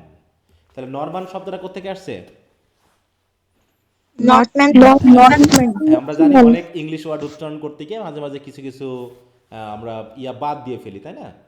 Sound বাদ দিই বা লেটার বাদ, সেখানে নর্থ টিএইচটা বাদ দিয়ে থ বাদ দিয়ে হয়ে গেছে নরম্যান। তাহলে the name Norman which is a soften form of Northman tells its own story. The men who bore the name came originally from Scandinavia. এরাও কিন্তু কোত্থেকে আসলো বলো তো? স্ক্যান্ডিনেভিয়ান। ওই জায়গা থেকে, হ্যাঁ, Scandinavian. European. Bands of big, blonde, fearless men crashing after plunder and adventure in their, দেখো, Viking ships and bringing terror wherever they appeared, মানে কি তাদের খুব ভয় পেত মানুষ। হ্যাঁ, it was these same children of Odin who under the Danes raven flag, একটু মিউট রাখো, had blotted out, মিউট রাখতে হবে, মিউট রাখতে হবে, কারটা আনমিউট করা, একটু মিউট রাখবা সবাই। তাই বলছি, দেখো, later the same race of men came plundering along the French coast and conquered the whole northern country. তাহলে ধীরে ধীরে আসতেছে, কিন্তু প্রথমে আসলো কোথায় তারা? একবারে কি সরাসরি তারা কি এই ব্রিটেনে আসছে, ইংল্যান্ডে আসছে? আর তারা কিন্তু না স্যার। একবারে আসেনি, তাই তো? সেই স্ক্যান্ডিনেভিয়া থেকে প্রথমে তারা এসেছে কোথায়? France, France. মানে ফ্রান্সে আসছে। সেখানে তারা পুরো দেশটাকে কনকুয়ার্ড করেছে। বাট হিয়ার, একটু মিউট রাখো গো, but here the results are all together different. Instead of blotting out a superior civilization, এখানে খেয়াল করতে হবে, তাহলে কি ফ্রান্স হচ্ছে কি কিছুটা সুপিরিয়র ছিল সিভিলাইজেশনের দিক থেকে। তাহলে এরা এসে ওটাকে ব্লট আউট করেনি। ব্লট আউট মানে কি বলো তো? What is the meaning of blot out? উচ্ছেদ করা। হ্যাঁ, ধ্বংস করে ফেলা, একদম মুছে ফেলা। তাহলে তারা ওই নর্দাম্বিয়ান, যেমন হচ্ছে ডেনরা এসে নর্দাম্বিয়াকে যেমন ধ্বংস করে ফেলেছিল, ওরা আর এই সিভিলাইজেশনকে ধ্বংস করেনি, বরং এটাকে তারা টিকিয়ে রেখেছিল। তাই বলছে as the Danes had done, যেভাবে ডেনরা নর্দাম্বিয়ান সাহিত্যকে বা সিভিলাইজেশনকে ধ্বংস করেছিল, এরা আর সেই ধ্বংসটা করেনি। তারা কি করেছিল? দে প্রম্পটলি অ্যাবান্ডন দেয়ার ওন। তখন তারা করলো কি, নিজেদের যে মানে কি মনোভাব সেটা ত্যাগ করে তারা এদেরটা গ্রহণ করে ফেললো। তার মানে কি, তাহলে যে যারা এসেছিল নর্থম্যানরা, তারা আর তাদের সাথে যে সাহিত্য বা তাদের সাথে যে চিন্তাভাবনা, যে অশিক্ষা কুশিক্ষা ছিল, সেগুলোকে তারা ত্যাগ করলো। করার পর তারা কি করলো? এখানকার বিষয়গুলোকে গ্রহণ করলো। Their name of Normandy still clings to the new home, but all this that was Norse disappeared as the conquerors intermarried with the native France. দেখো, তখন তারা করলো ইন্টারম্যারি করলো। ইন্টারম্যারি মানে কি? এখানকার মানুষদের সাথে বিয়ে শাদী করে থাকতে শুরু করলো এবং accepted French ideals and spoke the French language. তখন তারা তাদের ভাষা, তাদের আদর্শ সব বাদ দিয়ে তারা ফ্রান্সের ভাষা সাহিত্যকে তারা গ্রহণ করা শুরু করলো। So rapidly they adopt the and improve the Roman civilisation of the natives. এমনকি তারা শুধু ফ্রেন্সে নয়, বরং ইতালি বা রোমের যে সিভিলাইজেশন সেটাকেও তারা গ্রহণ করলো এবং এটাকেও তারা ইমপ্রুভ করা শুরু করলো। সুতরাং from a rude tribe of heathen Vikings, অতএব তারা ভাইকিংস থেকে তারা কি হয়ে গেল? They had developed within a single century into the most polished and intellectual people in all Europe. অতএব ইউরোপে তারা একটা কি শিক্ষিত, মার্জিত, তাই না, এবং বুদ্ধিভিত্তিক একটা জাতি কিন্তু তারা তৈরি করে ফেললো। এরা কি তাহলে খারাপ না ভালো মনে হচ্ছে? বেটার। হ্যাঁ, অবশ্যই ভালো। হ্যাঁ, যে তারা ধ্বংস করেনি, বরং তারা নিজেরাই এটাকে গ্রহণ করলো। দ্য নিজেদের ইউনিয়ন, জায়গাটা তৈরি করছে। তাই বলছে the union of Norse and French হয়ে গেল কি Roman Gallic blood had here produced a race having the best qualities of both. অতএব একদিকে নর্স, একদিকে ফ্রেন্স, উভয়ের রক্ত মিশে একটা নতুন উন্নত কোয়ালিটির মানুষ কিন্তু তৈরি হলো। আর তাদের কি ছিল? The will power, energy of that one, the eager curiosity and vivid imagination of the other. অতএব একজনের ছিল সাহিত্যিক কোয়ালিটি, ইমাজিনারি শক্তি, আর একজনের ছিল ক্ষমতা। এই দুটা মিলে তারা নতুন একটা জাতির সৃষ্টি করলো। একবার একটা কাহিনী হয়েছিল এরকম, যে কি জর্জ বার্নার্ড শয়ের নাম শুনেছ? তোমাদের নাটক আছে একটা, Arms and the Man, George Bernard Shaw. জি স্যার। তা উনি খুব সুন্দর সাহিত্যকর্ম, ড্রামা টামা লিখতো। তো এই জন্য কোনো এক সময় নাকি কোনো একজন অভিনেত্রী, মানে তার ড্রামাতে অভিনয় করার জন্য যে সকল নারী চরিত্র ব্যবহার করা হতো, তাদের মধ্যে একজন খুব সুন্দরী ছিল। সে নাকি এসে জর্জ বার্নার্ড শকে প্রপোজ করেছিল যে আপনি একজন মেধাবী ব্যক্তি আর আমি একজন সুন্দরী নারী, আমরা যদি দুইজন বিয়ে করি তাহলে আমাদের সন্তান একই সাথে সুন্দরী এবং মেধাবী হবে। এটা তো নিউটনের একটা গল্প শুনছিল। ঠিক আছে তো, হ্যাঁ। তো তখন সে বলেছে যে ব্যাপারটা যদি এরকম হয় যে তোমার মতো সুন্দরী হলো কিন্তু তোমার মতো নির্বোধ হলো, তখন কি করা যাবে? বুঝতে পারছো? এভাবে অপমান স্যার। হ্যাঁ, যে আমার মতো যদি মেধাবী না হয়ে তোমার মতো হয় তখন কি করবা? তো যাই হোক, তো এরকম আর কি ব্যাপারটা। তা যাই হোক, এদের ক্ষেত্রে কি হয়েছে, একজনা ছিল শক্তি, ওই যে নরমানদের, তাই না, নর্স বা নরম্যানদের, তাদের ছিল কি শক্তি, ক্ষমতা, এনার্জি, হ্যাঁ। আর ফ্রেঞ্চদের ছিল কি কিউরিয়াসিটি, ইমাজিনেশন, সাহিত্যকর্ম সৃষ্টি করা। তো দুটা মিলে একটা নতুন জাতি হলো। When this Norman French people appeared in Anglo Saxon England. তারপরে দেখো, তাহলে নরমানরা প্রথমে এসেছিল ফ্রান্সে, এবার ফ্রান্স এবং নরমানরা একসাথে থেকে কয়েকশো বছর একসাথে মিক্সিং হয়ে নতুন শক্তি নিয়ে তারা প্রবেশ করলো কোথায়? ইংল্যান্ডে। আর ইংল্যান্ডে যখন গেল, অ্যাংলো স্যাক্সন ইংল্যান্ডে যখন তারা গেল, they brought with them three noted the things. তিনটা জিনিস কিন্তু তারা সাথে করে নিয়ে গেছিল। কি কি? আর লাইভলি কেল্টিক ডিসপোজিশন, একটা হচ্ছে কেল্টিক জাতির যে মেজাজ বা মনোভাব বা অ্যাটিটিউড। আরটা কি ছিল? আ ভিগরাস অ্যান্ড প্রোগ্রেসিভ ল্যাটিন সিভিলাইজেশন, ওই যে ফ্রান্সের মাধ্যমে, ফ্রেঞ্চ বা রোমানদের মাধ্যমে কি একটা ল্যাটিন সভ্যতা তারা ইংল্যান্ডে নিয়ে গেল। আর একটা হলো কি? আর রোমান্স ল্যাঙ্গুয়েজ, এবং রোমান্স মানে কি, যেখানে রোমান্টিক আইডিয়ালগুলোকে প্রকাশ করা যায়, এরকম একটা ভাষা তারা ইংল্যান্ডে নিয়ে গেল। আচ্ছা, কেল্টিক জাতি বলতে আমরা কোন জাতিকে বুঝি একটু আমরা দেখে আসি। হ্যাঁ, কেল্টিক বলতে কিন্তু একটা নির্দিষ্ট শুধু দেশের জাতিকে বোঝাচ্ছে না। দেখো, সেকেন্ড হচ্ছে একটা সি সাগর। হ্যাঁ, সিও আছে। আচ্ছা, কেল্টিক পিপল, বানানটা বললো না নাকি? ঠিক আছে,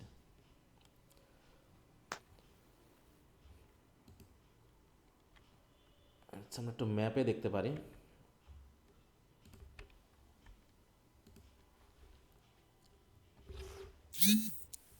এই যে দেখো, এখানে যদি আমরা একটু দেখি এই ম্যাপের অংশটাতে, ও বাবা তো ছোট,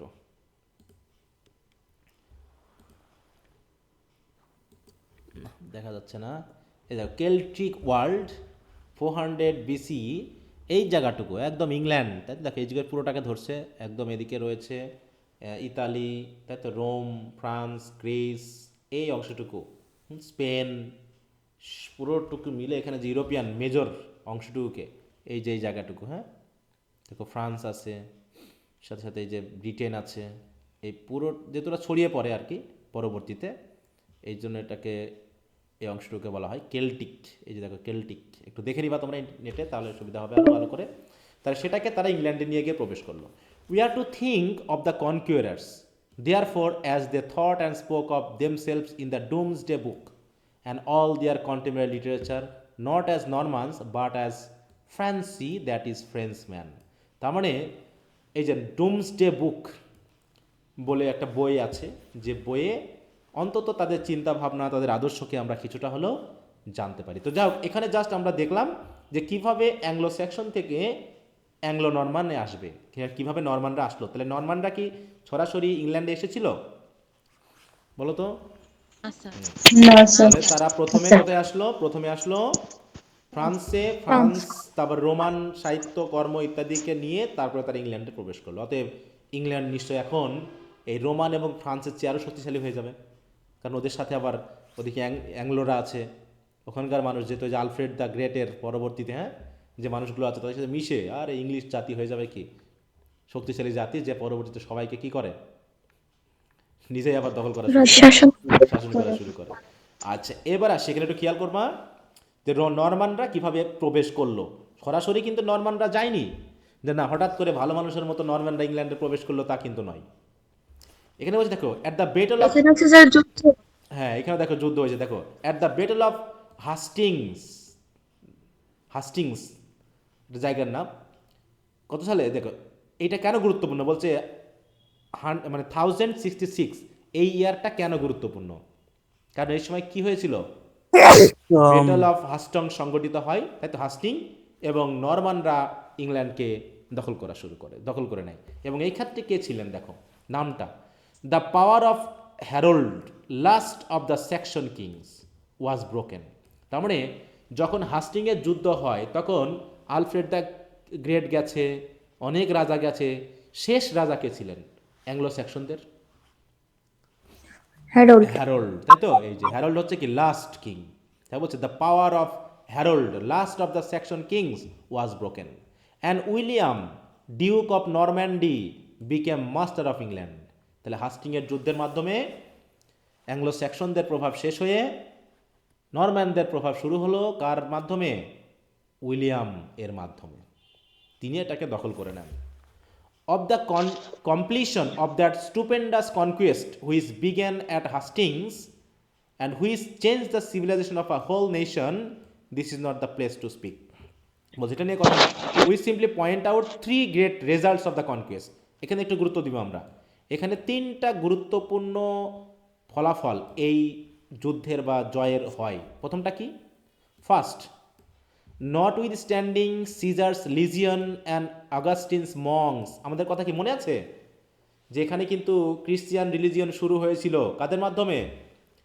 রোম থেকে যাওয়া সিজারের মাধ্যমে, আর আয়ারল্যান্ড থেকে আসা ওই যে অগাস্টিনের মংসদের মাধ্যমে, তাই না? হ্যাঁ, এদের মাধ্যমে কিন্তু ওখানে ওই যে সিভিলাইজেশন শুরু হয়েছিল, ক্রিশ্চিয়ান সিভিলাইজেশন। এটা তো ছিলই, ওগুলোর পাশাপাশি the Normans were the first to bring the culture and the practical ideals of Roman civilization. তাহলে অলরেডি সিজার এবং অগাস্টিনের মাধ্যমে রোমান কালচার কিন্তু ইংল্যান্ডে প্রবেশ করে গেছে, তারপরেও নরমানরা তারা আবার করলো কি প্র্যাকটিক্যাল কালচারগুলো রোমানদের ওখানে নিয়ে আসলো home to the English people and this at a critical time when England had produce her best. আর এই সময়ে ইংল্যান্ড তার সর্বোচ্চ মানে কি এই সময় পর্যন্ত যত উন্নত মানের সাহিত্য হয় সেটা এখানে প্রডিউস করতে পেরেছিল। And her own literature and civilization had already began to decay. তার মানে কি এখানে পুরনোগুলো আস্তে আস্তে ডিকে হওয়া শুরু করছে আর নতুনভাবে নতুন সিভিলাইজেশনের মাধ্যমে নতুন নতুন সাহিত্য। তাহলে কি হলো, ফার্স্টটা হচ্ছে যে তারা রোমান কালচারের রোমান সিভিলাইজেশনের প্র্যাকটিক্যালিটি এখানে প্রয়োগ করা শুরু করেছিল। দ্বিতীয়টা হচ্ছে একটু দাগিয়ে রাখো, এটা একটু পড়ে নিবা। দ্বিতীয়টা হচ্ছে দে ফোর্সড আপন ইংল্যান্ড দ্য ন্যাশনাল আইডিয়া। তাহলে ওদিকে তো আমরা জানি যে আলফ্রেড দ্য কিংয়ের সময়ে কিছুটা হলো ন্যাশনালিটিটা ইংল্যান্ডের মানুষের মধ্যে এসেছিল, অ্যাংলো স্যাক্সনদের মধ্যে, কিন্তু ওইভাবে কি শক্তিশালী ছিল না, ওদের ভিতরে কোনো ইউনিটি ছিল না। কিন্তু এই নরমানরা প্রথম কি করলো, ন্যাশনাল আইডিয়া বলে যে একটা আইডিয়াল সেটা তারা প্রচার করলো এবং কি করলো, a strong centralize government to replace the loose authority of a Saxon chief over his tribesman. তখন তারা একটা সেন্ট্রালাইজ সরকারই গঠন করলো। সেকশনদের মধ্যে যে চিফ রিলেটেড যে অথরিটি ছিল, যে একজন রাজা থাকবে এবং এই রাজাই হবে সর্বে সর্বা, সেটাকে তারা রিপ্লেস করে একটা স্ট্রং সেন্ট্রালাইজ গভর্নমেন্ট তারা তৈরি করেছিল এই নরমানেরা। এটা ছিল সেকেন্ড বিষয়। And the world's history shows that without a great nationality a great literature is impossible. তার মানে কি, এই লাইনটি একটু দাগিয়ে রাখবা যে আ গ্রেট ন্যাশনালিটি, তাহলে উইদাউট আ গ্রেট ন্যাশনালিটি মানে কি একটা ভালো জাতীয়তাবোধ ছাড়া a great literature is impossible. আমাদের জাতীয়তাবোধ জেগে উঠেছিল কখন বলো তো, বাঙালি জাতীয়তাবোধ কোন সময়ে? 1971 সালে। না, 52 স্যার ভাষা ভাষা আন্দোলনের সময়, ভাষা আন্দোলন সময় 1947 সালে, ঠিক আছে, জি স্যার। 1947 সালে যখন পাকিস্তানিরা আমাদের উপরে উর্দু চাপিয়ে দিতে চেয়েছিল। 1947 সালের দেশভাগের সময় যেহেতু পাকিস্তান এবং ভারত নামে দুটো অংশ সৃষ্টি হলো, তখন পাকিস্তানের কি ধর্ম কী হবে, রাষ্ট্রভাষা, তাই এই রাষ্ট্রভাষা কি কি কি হবে সেটা নিয়ে হয়ে গেল যুদ্ধ সংগ্রাম। তখনই আমাদের ভিতরে বাঙালি জাতীয়তাবাদ জেগে উঠছিল, তার উপর ভিত্তি করে অনেক সাহিত্য রচিত হয়েছে। অতএব একটা জাতীয়তাবাদ কিন্তু একটা মহৎ সাহিত্য সৃষ্টি করতে পারে, যেটা আমরা এখন বর্তমানে দেখছি। আর এটা গেল হচ্ছে জাতীয়তাবোধের ব্যাপার। তাহলে প্রথমটা হলো কি, রোমান সিভিলাইজেশন এখানে চলে আসলো। দ্বিতীয়টা হলো স্ট্রং একটা ন্যাশনালিটি বোধ জেগে উঠলো। থার্ড হলো they brought to England the wealth of new language and literature. দেখো, and our English gradually absorb them. তাহলে তারা কি করলো, রোমান তাই তো কালচার এবং ফ্রেঞ্চ কালচার এবং ল্যাঙ্গুয়েজের যে নতুন সম্পদ সেটা নিয়ে আসলো এবং ইংলিশ আস্তে আস্তে এগুলো কি করলো, অ্যাবজর্ব মানে কি ওইগুলা গ্রহণ গ্রহণ করলো। করে নেওয়া, তাই তো, গ্রহণ করে নেওয়া।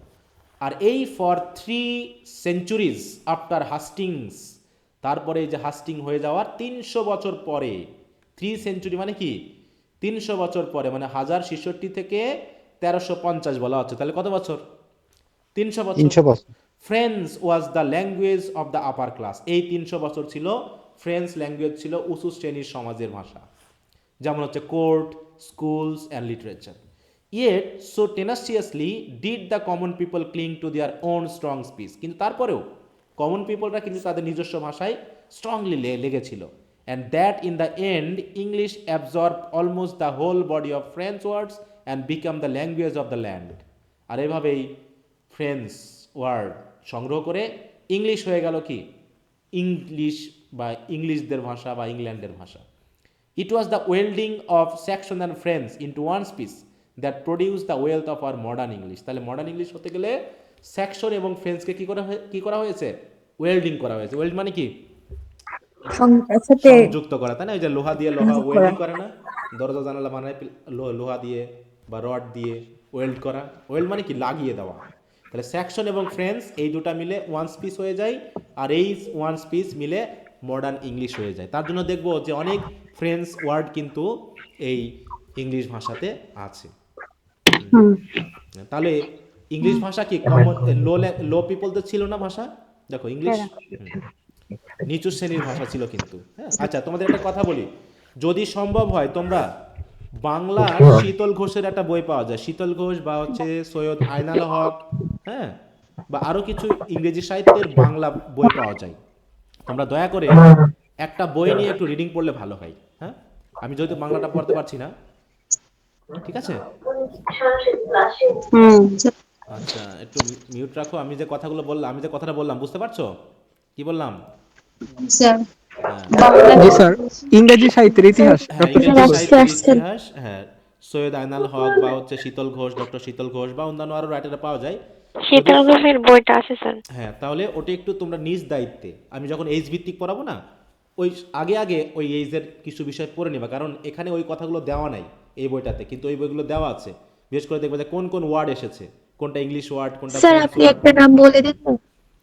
শীতল ঘোষেরটা নাও, সেটা গ্রুপে অ্যাভেলেবেল আছে, অ্যাভেলেবেল যেটা আছে সেটা নাও। হুম, ঠিক আছে। শীতল শীতল ঘোষের লেখা ইংরেজি সাহিত্যের ইতিহাস, ডক্টর শীতল ঘোষ রাইটার। এর একটা ছবি দিলে ভালো হয় স্যার, একটু গ্রুপে একটা ছবি দিন। এখন বিষয়টা হলো, আমার কাছে যে বইগুলো আছে বুঝতে পারছো, ওই বইগুলোর ছবি এখনকার সাথে মিলবে না।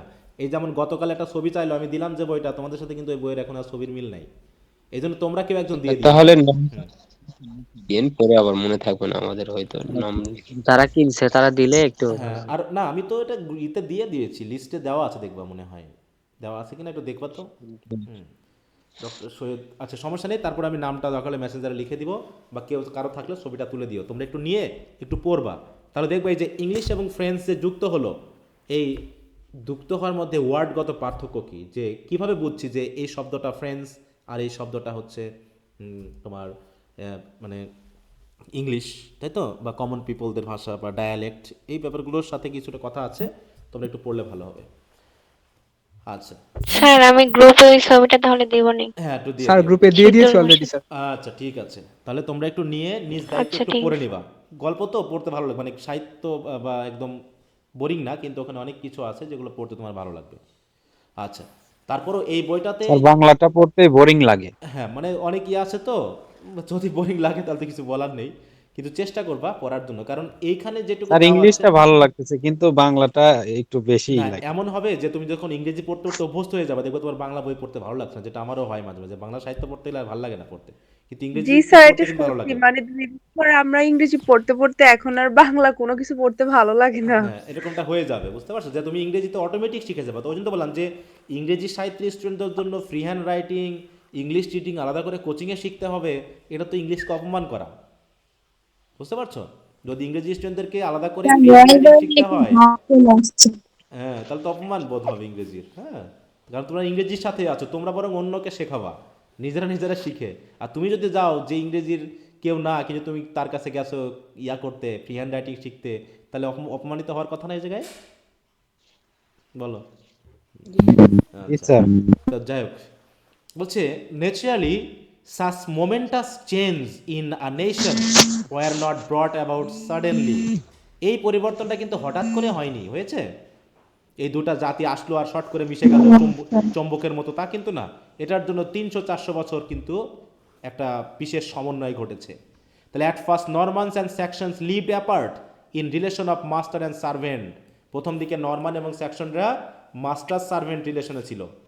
কারা উন্নত ছিল চিন্তা ভাবনায়, বলো, সেকশনরা না নরমানরা?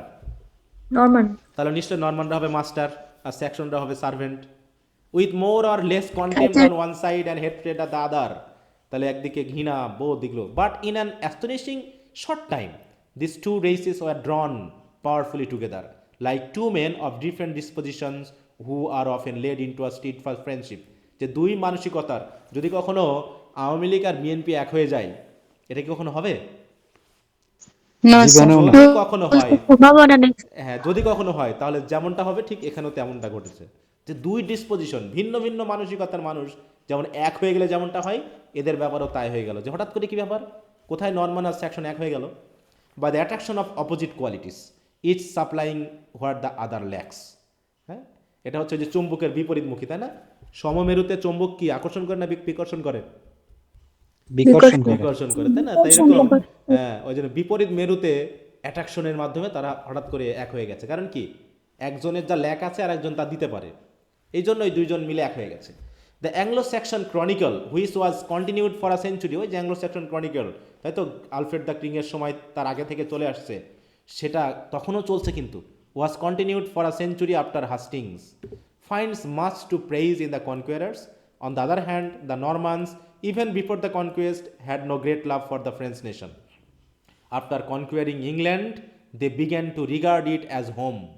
তারা কিন্তু দেখো, ওই যে নরমানরা ফ্রান্সে গিয়েছিল, কিন্তু ফ্রান্সে গিয়ে ফ্রেঞ্চদেরকে তারা গ্রহণ করতে পারেনি। তার জন্য তারা সেখানে আর থাকেনি। তারা চলে গেল কোথায়? ইংল্যান্ডে। ইংল্যান্ডের এবং দিকে। ইংল্যান্ডকে তারা নিজের হোম বলে মনে করা শুরু করলো, হ্যাঁ। And speedily developed a new sense of nationality. আর এখানেই তাদের জাতীয়তাবোধ জেগে উঠলো, যেটা আমরা পাবো হচ্ছে কি জিওফ্রেস পপুলার হিস্ট্রি। নতুন নাম পেলাম জিওফ্রে চসার, যেটা হচ্ছে এজ অফ, এরপরে তো পাবো এজ অফ চসার নাকি। Written G sir. less than a century after the conquest, made conquerors and conquered alike proud of their country by its stories of heroes.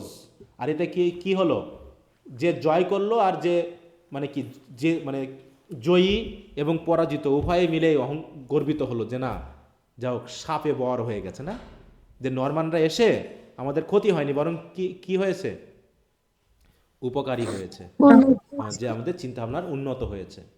তাই বলছে by its stories of heroes who curiously enough were neither Norman nor Saxon but creation of the native কেল্টস।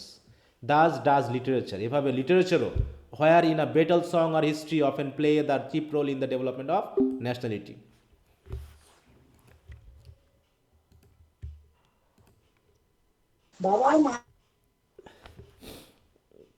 আচ্ছা, তো ঠিক আছে, তাহলে যেটা পড়ছিলাম এখানে, যে আমরা এখানে পেলাম কি যে নরমান এবং সেকশনটা মিলে একটা নতুনভাবে নতুন জাতি সৃষ্টি হলো।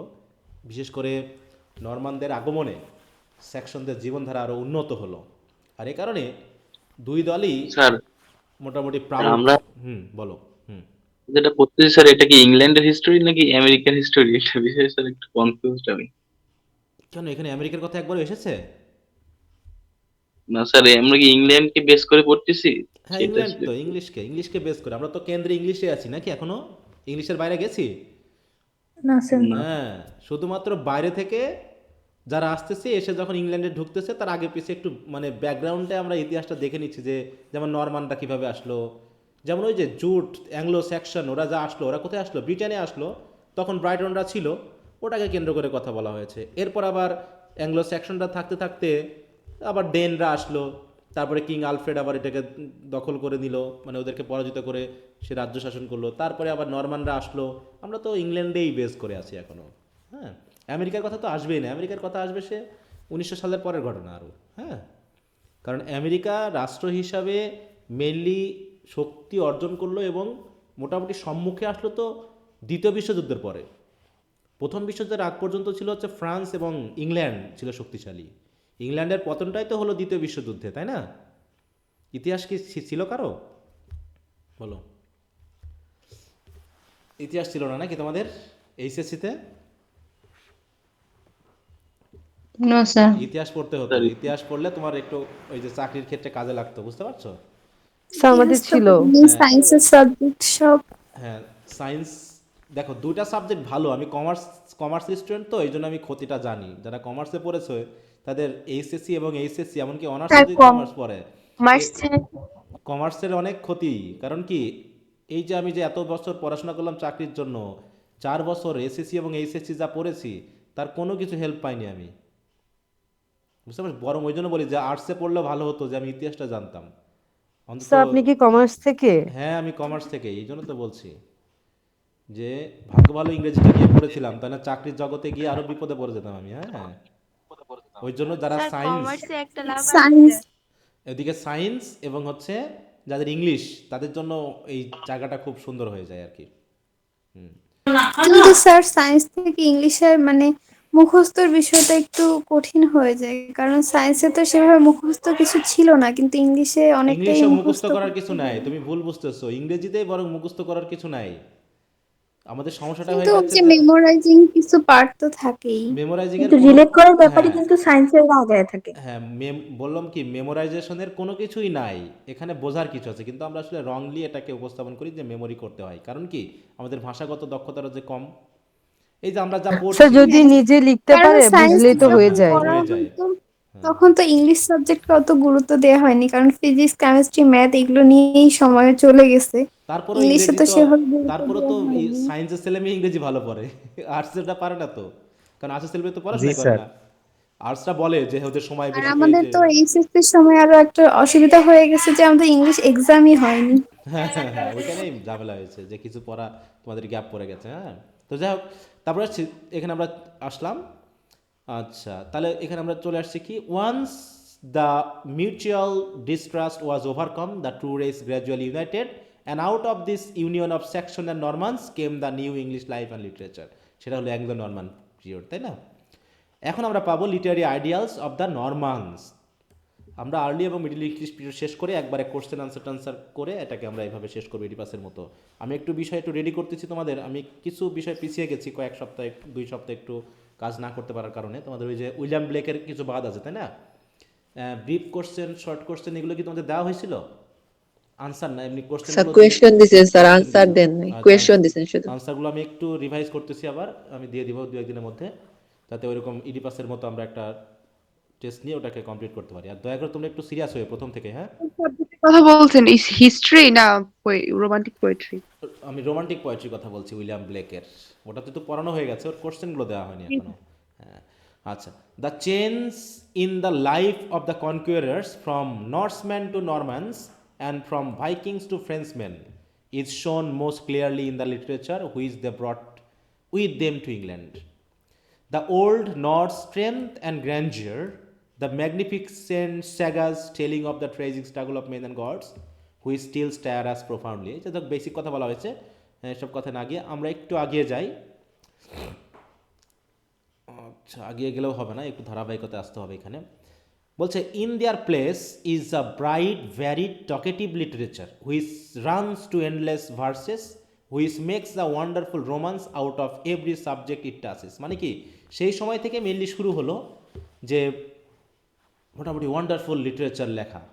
কারণ এই সময় bright varied and talkative literature, talkative literature মানে কি, যেখানে খুব কথা থাকবে, কাহিনী থাকবে, এরকম লিটারেচার কিন্তু শুরু হলো। এবং রানস টু এন্ডলেস ভার্সেস মানে অসংখ্য কবিতা, অসংখ্য লাইন, অসংখ্য গান, এগুলো কিন্তু এই সময় লেখা হয়েছে। The theme may be religion or love or chivalry or history, the deeds of Alexander and the misdeeds of a monk, but the chivalry বলতে কি বোঝাচ্ছে স্যার? শিভালরি বলতে অনেকটা আমরা বুঝবো হচ্ছে শৌর্য, বীর্য, সাহসিকতা, এটাকে শিভালরি বলি। বিশেষ করে শিভালরি কথাটা যোদ্ধাদের সাথে যায়। হ্যাঁ, শিভালরিক স্টোরি মানে বিশেষ করে কোনো মনে হয় যে যোদ্ধা বা কোনো নেতা বা কোনো লিডার যে একটা জাতিকে, যেমন আমরা আলফ্রেড দ্য কিংকে বলতে পারি, তাই না, যে তিনি একটা জাতিকে রক্ষা করেছেন, শিভালরিক আইডিয়াল, এরকম বলতে পারি। He must tell a romantic story or amuse the his audience, মানে সাহিত্যের কথা বলা হচ্ছে যে একজন সাহিত্যিক মানুষ কি করতে পারে, বিভিন্ন, সেটা লাভ হোক, হিস্ট্রি হোক, মিসডিড হোক, গুড ডিড হোক, সবগুলো দিয়ে কিন্তু আমাদেরকে কি করার চেষ্টা করে, রোমান্টিক স্টোরির মাধ্যমে আমাদেরকে অ্যামিউজ করার চেষ্টা করে। তখনও কিন্তু এগুলো ছিল বলে মনে করা হচ্ছে। আচ্ছা আচ্ছা, এটুকু আমরা একটু দেখবো না একবারে, এইটুকু আমরা দেখবো এখান থেকে। হ্যাঁ, স্যার মিউট হয়ে গেছে মনে হয়, শোনা যাচ্ছে না। আমার কথা মিউট হয়ে গেছে? স্যার শোনা যাচ্ছে। শোনা যাচ্ছে। আচ্ছা না স্যার। আচ্ছা, তো ঠিক আছে, এখানে দেখো, এখানে আমরা জিনিস বলি। হ্যাঁ বলো। স্যার সেকেন্ড কলেও কি আবার প্রেজেন্ট দিতে হয়? আমি সেকেন্ড কলে নিই মেনলি, ফার্স্ট কলে না দিলেও চলবে তোমাদের। হ্যাঁ, সেকেন্ড কলে আমি ঠিক তোমাদের আছে। ইয়াটা নেব, আইডিটা নেব। আচ্ছা, বলছে এখন দেখো, এই যে তাহলে 1666 থেকে 1066 থেকে 1350, কত বছর হয়? 300 বছর, তাই না? এটা হচ্ছে অ্যাংলো নরমান পিরিয়ডের, এই যে অ্যাংলো নরমান পিরিয়ডের ডিউরেশন। তো এই 300 বছর বলছে দেখো, then why then does this superior literature disappear for nearly 3 centuries French remain supreme so much so that writers on English soil, even when they do not use the French language, still lavishly copy the French models. তাহলে বলছে যে যে এই 300 বছরে Anglo Saxon literature disappear হওয়া শুরু করলেও French কিন্তু সুপ্রিম অবস্থায় থেকে যায়। কারণ কি, তৎকালীন সময়ে ইংলিশ সাহিত্য খুব একটা ডেভেলপ করেনি, কারণ ওই সময় যারা ইংলিশম্যান ছিল তারা চিন্তাভাবনায় উন্নত ছিল না, বরং তারা ফ্রেঞ্চ মডেলসকে কপি করেছে। অতএব ইংরেজি সাহিত্যের যে নিজস্বতা সেটা কিন্তু এখনও আসেনি। তারা সবসময় কী করছে, রোমান বা ল্যাটিন যে লিটারেচার সেগুলোকে তারা কপি করেই চালিয়েছে। হ্যাঁ, তারপরে দেখো, to understand this curious phenomenon it is necessary only to remember the relative condition of the two races who lived side by side in England. Relative, হ্যাঁ, রেসেস, রিলেটিভ কন্ডিশন কেন বলা হচ্ছে, কারণ অ্যাংলো সেকশন মানে Saxons বা Anglo আর হচ্ছে Norman, এরা সাইড বাই সাইড বসবাস করছে। একদিকে উন্নত স্বভাবের মানুষ আর একদিকে হচ্ছে লোয়ার কোয়ালিটির মানুষ। এই দুই জাতি, এক জাতির শিক্ষা সাহিত্য, তাই তো, চিন্তাভাবনায় উন্নত, আর একজন উন্নত না। অতএব ইংরেজি সাহিত্য কি তখন ডেভেলপ করেছে নাকি ওই ফ্রেঞ্চ বা ল্যাটিনই ডেভেলপ করে গেছে, কোনটা বলো? ল্যাটিন। কারণ 300 বছর ধরে বলা হচ্ছে না যে 300 বছর ধরে তাদের উঁচু শ্রেণীর ভাষায় ছিল হচ্ছে ফ্রান্স, আর লোয়ার মানুষ তো সাহিত্য রচনায় যাবে না, তাদের পেট বাঁচাতে দিন যায় নাকি। সে সুকান্তের মতো যে একজন ক্ষুধার্ত মানুষের কাছে ওই চাঁদ আকাশের চাঁদে রুটি হিসাবে ধরা দিবে নাকি, জি রুটি হিসাবে দেবে, ওটা ওই সৌন্দর্যের অংশ হিসাবে আসবে না। তাই বলছে, on the one hand the Anglo Saxon were a conquered people, তারা ছিল কনকোয়ার্ড মানে তারা ছিল হচ্ছে শোষিত, তারা ছিল হচ্ছে servant. And without liberty a great literature is impossible. যেমন এর আগে বললো কি, উইদাউট আ গ্রেট ন্যাশনালিটি নাকি গ্রেট লিটারেচার ইজ ইম্পসিবল। এখানে আবার বলছে কি, without liberty a great literature is impossible. তার জন্য ইংরেজি সাহিত্য ডেভেলপ করতে পারেনি, কারণ তারা ছিল নরমানদের অধীনে। The inroads of the Danes and their own tribal wars had already destroyed mass of their writings. আর ওদিকে তো ওই যে নর্দাম্বিয়ার লিটারেচার তো ধ্বংস হয়ে গেছে। And in their new condition of servitude they could hardly preserve what remained. আর তারা যেহেতু সার্ভেন্ট ছিল নরমানদের, অতএব তারা আর কোনো কিছুই প্রিজার্ভ করে রাখতে পারেনি। The conquering Normans, on the other hand, represented the civilization of France, which country during the Middle Ages was the literary and educational center of all Europe. দেখো তাহলে মিডল এজে লিটারেরি এবং এডুকেশনাল সেন্টারই ছিল হচ্ছে France, তাই না? আর নরমানরা যেহেতু French সিভিলাইজেশনের সাথে যুক্ত হয়ে গিয়েছিল, অতএব তারা চিন্তাভাবনা উন্নত ছিল। আর they came to England at a time when the idea of nationality was dead. আর যখন নরমানরা আসলো ইংল্যান্ডে, ততদিনে ইংল্যান্ডে ন্যাশনালিটি আইডিয়া ডেড হয়ে গেছে আলফ্রেড দ্য কিংয়ের মৃত্যুর পর। When culture had almost vanished, when Englishmen lived apart in narrow isolation, they brought with them law, culture and the prestige of success. আর ঠিক ওই সময়ে নরমানরা আসলো, তাদের সাথে করে law, culture, prestige of success and above all the strong impulse to share in the great world works and to join in the moving current of the world history. তাহলে ওয়ার্ল্ড হিস্ট্রিতে তারা কিন্তু নিজেকে যুক্ত করে নেওয়ার জন্য ইংল্যান্ডের সাথে নতুন একটা ইম্পালস যুক্ত করলো। তারপর হচ্ছে small wonder then that the young Anglo Saxon felt the quickening of this new life. আর তখনই এই ইয়ং অ্যাংলো সেকশনরা নতুন জীবনের একটা তাগিদ বোধ শুরু করলো আর কি। And turn naturally to the cultured and progressive Normans as their literary models. তখন তারা নিজস্ব সাহিত্য বাদ দিয়ে তারা ওই নরমানদের সাহিত্যকে কী করা শুরু করলো, কপি করা শুরু করলো। কারণ ওদের মানে কাছে এই ইংরেজি সাহিত্য খুবই নগণ্য মনে হয়েছিল, যেগুলো আলফ্রেড দ্য কিংয়ের ওই মানে কি নর্দাম্বিয়ান যে পার্টে ছিল সেইগুলো তাদের কাছে, এবং তারা এটাকে বাদ দিয়ে নরমানদের সাথে নিজেদেরকে মানিয়ে নেওয়া শুরু করলো। এখান থেকে হলো মেনলি নরমান পিরিয়ডের যে নতুন সাহিত্যকর্ম সেগুলো। এইখানে একটা জিনিস বলা আছে, দেখো, in the advocates library at Edinburgh there is a beautifully illuminated manuscript written about 1330। তার মানে 1330 সালে লেখা একটা ম্যানুস্ক্রিপ্ট কিন্তু ওই এডিনবার্গের যে অ্যাডভোকেটস লাইব্রেরি সেখানে কিন্তু আছে। ম্যানুস্ক্রিপ্ট মানে কি গতদিন বলেছিলাম, পাণ্ডুলিপি বা দ্য রাইটিংস বিফোর পাবলিকেশন নাকি। জি স্যার। হ্যাঁ, পাবলিকেশনের আগে যেটা থাকে সেটাকে আমরা বলছি হচ্ছে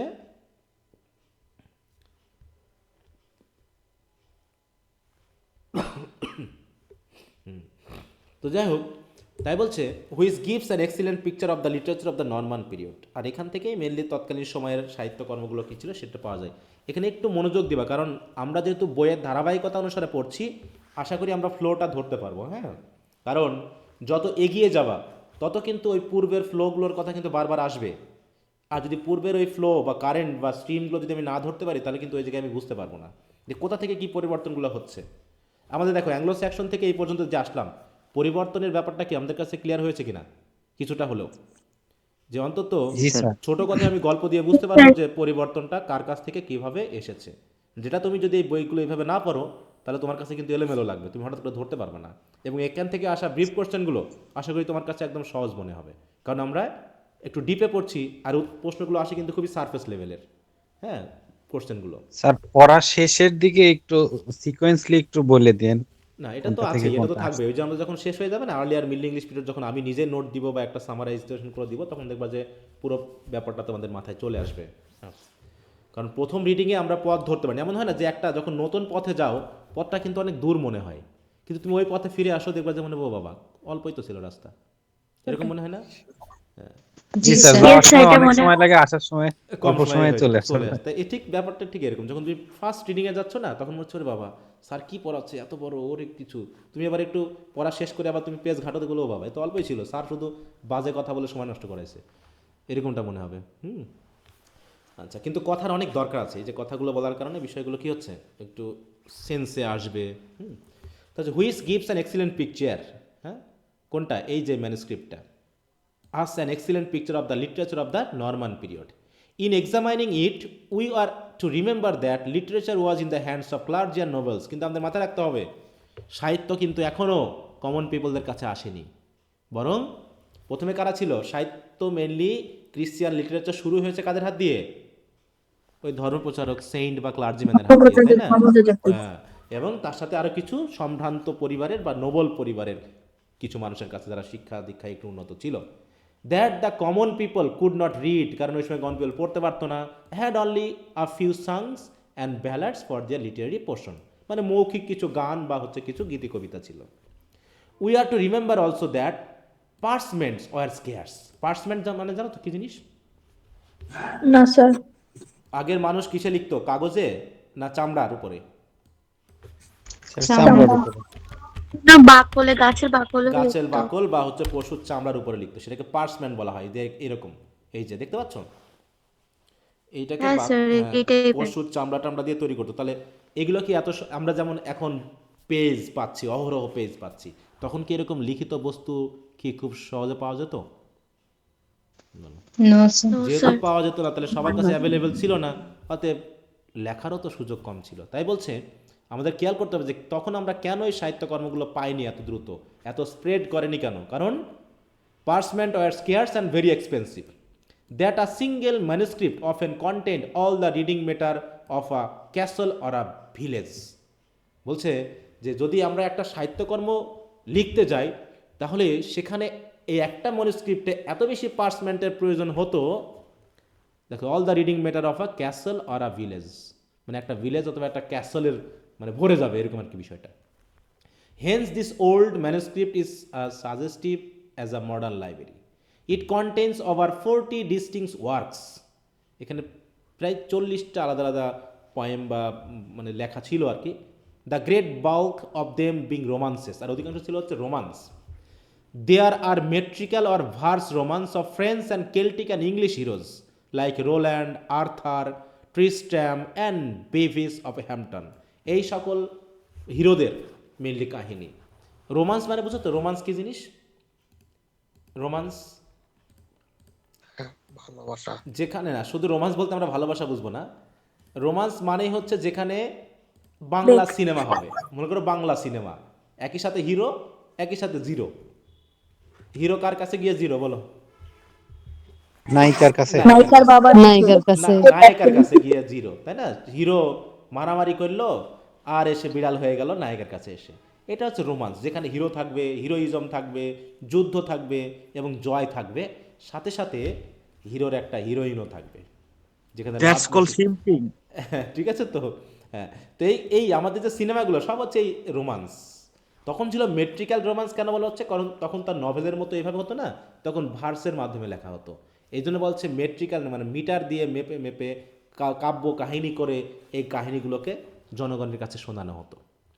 দেয়ার are stories of Alexander, the great romance of Floris and Blanchefleur and a collection of oriental tales called the seven wise masters, অনেক রকমের ছিল যেগুলো ছিল এই ম্যানুস্ক্রিপ্টের অধীনে। হ্যাঁ, there are legends of the Virgin and the Saints, a paraphrase of scripture, a treatise on the seven deadly sins.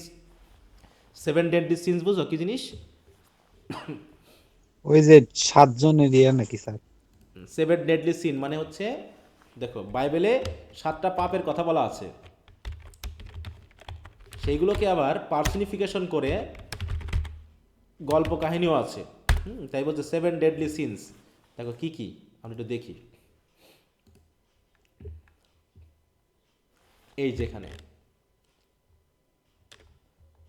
Deadly, মারাত্মক, কি ব্যাপার বড় হয়ে গেছে বেশি, দেখা যাচ্ছে?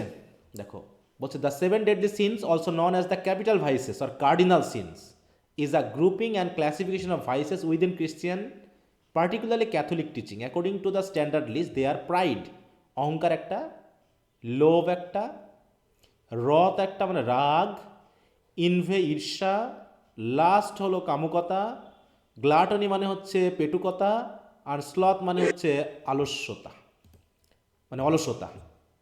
এই সব, এই হচ্ছে স্যার পেটুকটা কি স্যার? সরি বলো। স্যার এই পেটুকটা কি স্যার আপনি বললেন? কোনটা কোনটা কোনটা? পেটুকতা মানে বেশি খাও সেটাকে ও গ্লুটনি বলে। পেটুকতা, হ্যাঁ পেটুকতা, হ্যাঁ আমি বুঝি না। গ্লাটনি মানে হচ্ছে যে বেশি খাইতে চাই, পেটুক, পেটুক বুঝো? তো স্যার এটা পাপ হলো কিভাবে? হ্যাঁ, অতিরিক্ত খাওয়া একটা পাপ। এই যে দেখো, এই যে দেখাচ্ছে না, এই যে দেখাচ্ছে না একটা লোক কিভাবে খাচ্ছে, জি হ্যাঁ স্যার। একটা লোক মোটা হয়ে গেছে বেশি খেয়ে খেয়ে, অপচয়। এই যে অপচয় করছে, তাই না? যতটুকু খাওয়া প্রয়োজন জি তার স্যার, থেকে বেশি একজন খাওয়াটা মানুষ একটা ব্যাপার। 7 জন মানুষের খাবার খেয়ে ফেলা খেয়ে অবশ্যই পাপ। হ্যাঁ, স্যার এটা তো একটা লাঞ্ছনের ব্যাপার। মতো। এই যে লাঞ্ছনের অবস্থা দেখো, এখানে টেবিলে লাঞ্ছনের আছে তাও আবার হাতে খেকে নিচ্ছে, হ্যাঁ এত খাবে সে। তো এই হচ্ছে এগুলো। স্যার তখন ব্লগার মনে হয়। সরি বলো, হ্যাঁ বুঝি নাই, দুইজন কথা বললা তো, হ্যাঁ একজন বলো। তখনকার দিনের ফুড ব্লগার মনে হয়। আচ্ছা আচ্ছা আচ্ছা, তো ঠিক আছে। তা এইগুলো হচ্ছে সেভেন ডেড, এগুলো নিয়েও তৎকালীন সময় যে ধর্ম প্রচারের বিষয় আছে, এই যে সাথে সাথে কিছু সাম বিবলিক্যাল হিস্ট্রি। হ্যাঁ বলো লাস্ট। লাঞ্ছনের যে মহিলাটা ছিল স্যার, এটা কি দেখতে কি এরকম ছিল? হ্যাঁ শেষে এরকম হয়ে গেছিল মনে হয়। সিমিলার। হ্যাঁ আচ্ছা, আর ডিসপিউট এমং না অভিশাপ বার্ডস। দিছিল। হ্যাঁ অভিশাপ দেয়নি কিন্তু হয়ে গেছিল আর কি, নাকি? আচ্ছা, a love song or two, a vision of purgatory, a vulgar story with garlic flavour, a chronicle of English kings, মানে বিভিন্ন ধরনের মানে রাইটিংস এই বইটার ভিতরে ছিল। আমরা একটা নাম পেলাম না এই যে এটাতে ম্যানুস্ক্রিপ্টের ভিতরে, তাই না? সেগুলো সাহিত্যকর্ম হিসেবে আমরা পরবর্তীতে পেয়ে গেছি। These are the things. তা বলছে there are a few other work similarly incongruous and crowded together in this typical manuscript. Incongruous মানে এটা কি?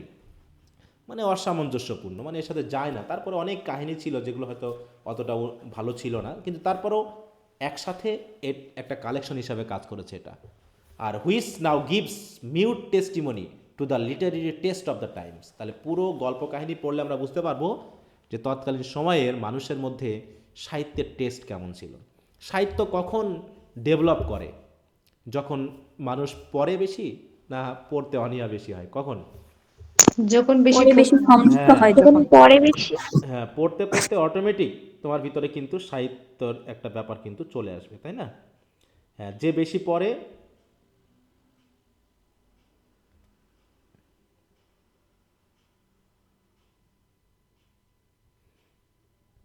সরি,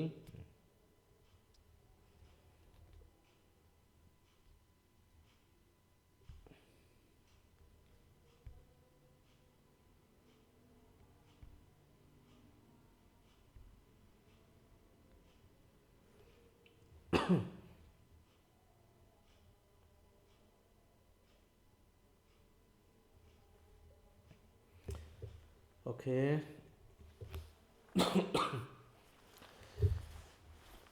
তো obviously it was impossible to clarify. আচ্ছা আমরা কি, আচ্ছা এই পর্যন্ত আমরা শেষ করি, তারপরে আমাদের সাহিত্যের ব্যাপারটা পরে আসবে। Obviously it is impossible to classify such a variety. আসলে এখানে এত পরিমাণ সাহিত্যকর্ম ছিল যে ক্লাসিফাই করা আসলে কঠিন ছিল যে কোনটাকে কার ভিতরে দেওয়া যায়। We note simply that it is medieval in spirit and French in style and expression and that sums up the age. আর এটাতেই তার মানে সাহিত্যকে যদি আমরা বলতে চাই যে অ্যাংলো নরমান পিরিয়ডের সাহিত্যের ব্যাপারটা ছিল কি, যে সাহিত্যের স্পিরিট বা লেখালেখি বা ভাবনার দিক থেকে এটা ছিল মেডিয়েভাল মধ্যযুগীয়, কিন্তু স্টাইল এবং এক্সপ্রেশন ছিল ফ্রান্সের, কারণ ভাষা তো আমাকে ফ্রান্সের ইউজ করতে হয়েছে। All the scholarly work of the period like William of Malmesbury's history, তারপর হচ্ছে অ্যানসলেমস কার্স ডি হুমো, এগুলো সব ফ্রেন্স লেখা। তারপরে রজার বেকনসের ওপিয়াস মেজাস, হ্যাঁ, এই সবগুলোই হচ্ছে কি the beginning of modern experimental science were written in Latin, এগুলো সবই কিন্তু ল্যাটিনে লেখা ছিল। Which nearly all other works were written in French and or else were English copies or translation of French originals. আর ফ্রেঞ্চ অরিজিনালকে অনেক সময় ইংলিশে কপি করা হয়েছে, মানে ফ্রান্স এবং রোমানদের ল্যাটিন ভাষার অরিজিনাল সাহিত্যকর্ম থাকলেও ওই সময়ে ইংলিশ লিটারেচার অরিজিনাল ছিল না, সবই ছিল কি ট্রান্সলেশন আর copy. Except for the advanced student, therefore they hardly belong to the story of English literature. We shall note here only one or two marked literary types like the rhyming chronicles, যেটা হচ্ছে verse history, or the metrical romance, and a few writers whose work has special significance. আচ্ছা, তাহলে এই পর্যন্ত আমরা দেখলাম যে কিভাবে নরমান পিরিয়ডের সাহিত্যকর্মটা মানে ক্যারেক্টারিস্টিকটা কী, আসলে কী ধরনের রাইটিং ওখানে হয়েছে, এবং এখানে ভাষাগত ব্যাপারটা এবং তাদের লেখার স্টাইল, সিগনিফিকেন্স, এক্সপ্রেশনস, এগুলো কোন দেশীয় ছিল, কোন মেজাজে ছিল, এবং এখানে নরমান এবং অ্যাংলোদের মধ্যে সম্পর্কটা কেমন ছিল, এই বিষয়গুলো আমরা প্রথমত দেখলাম। তার পরবর্তীতে আসবে হচ্ছে এখানের যে লিটারেচারের যে এক একটা নাম এবং তার সাথে তাদের সাহিত্যকর্মের কিছু কিছু অংশ আমরা পাবো।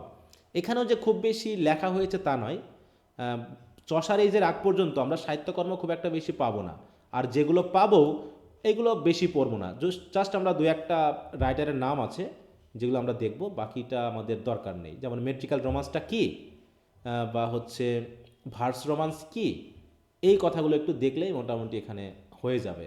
আর এখান থেকে আমরা আলাদা আলাদা করে যেমন বিওলফের ব্যাপারে যেমন পড়লাম, এই যে যেমন পার্ল নামটা দেখছো, এখন এবার পরীক্ষায় এসেছিল হোয়াট ইজ পার্ল, প্রশ্নটা কার কাছে আছে হিস্ট্রির? আমাদের সাথে পেলে তার আসবে না।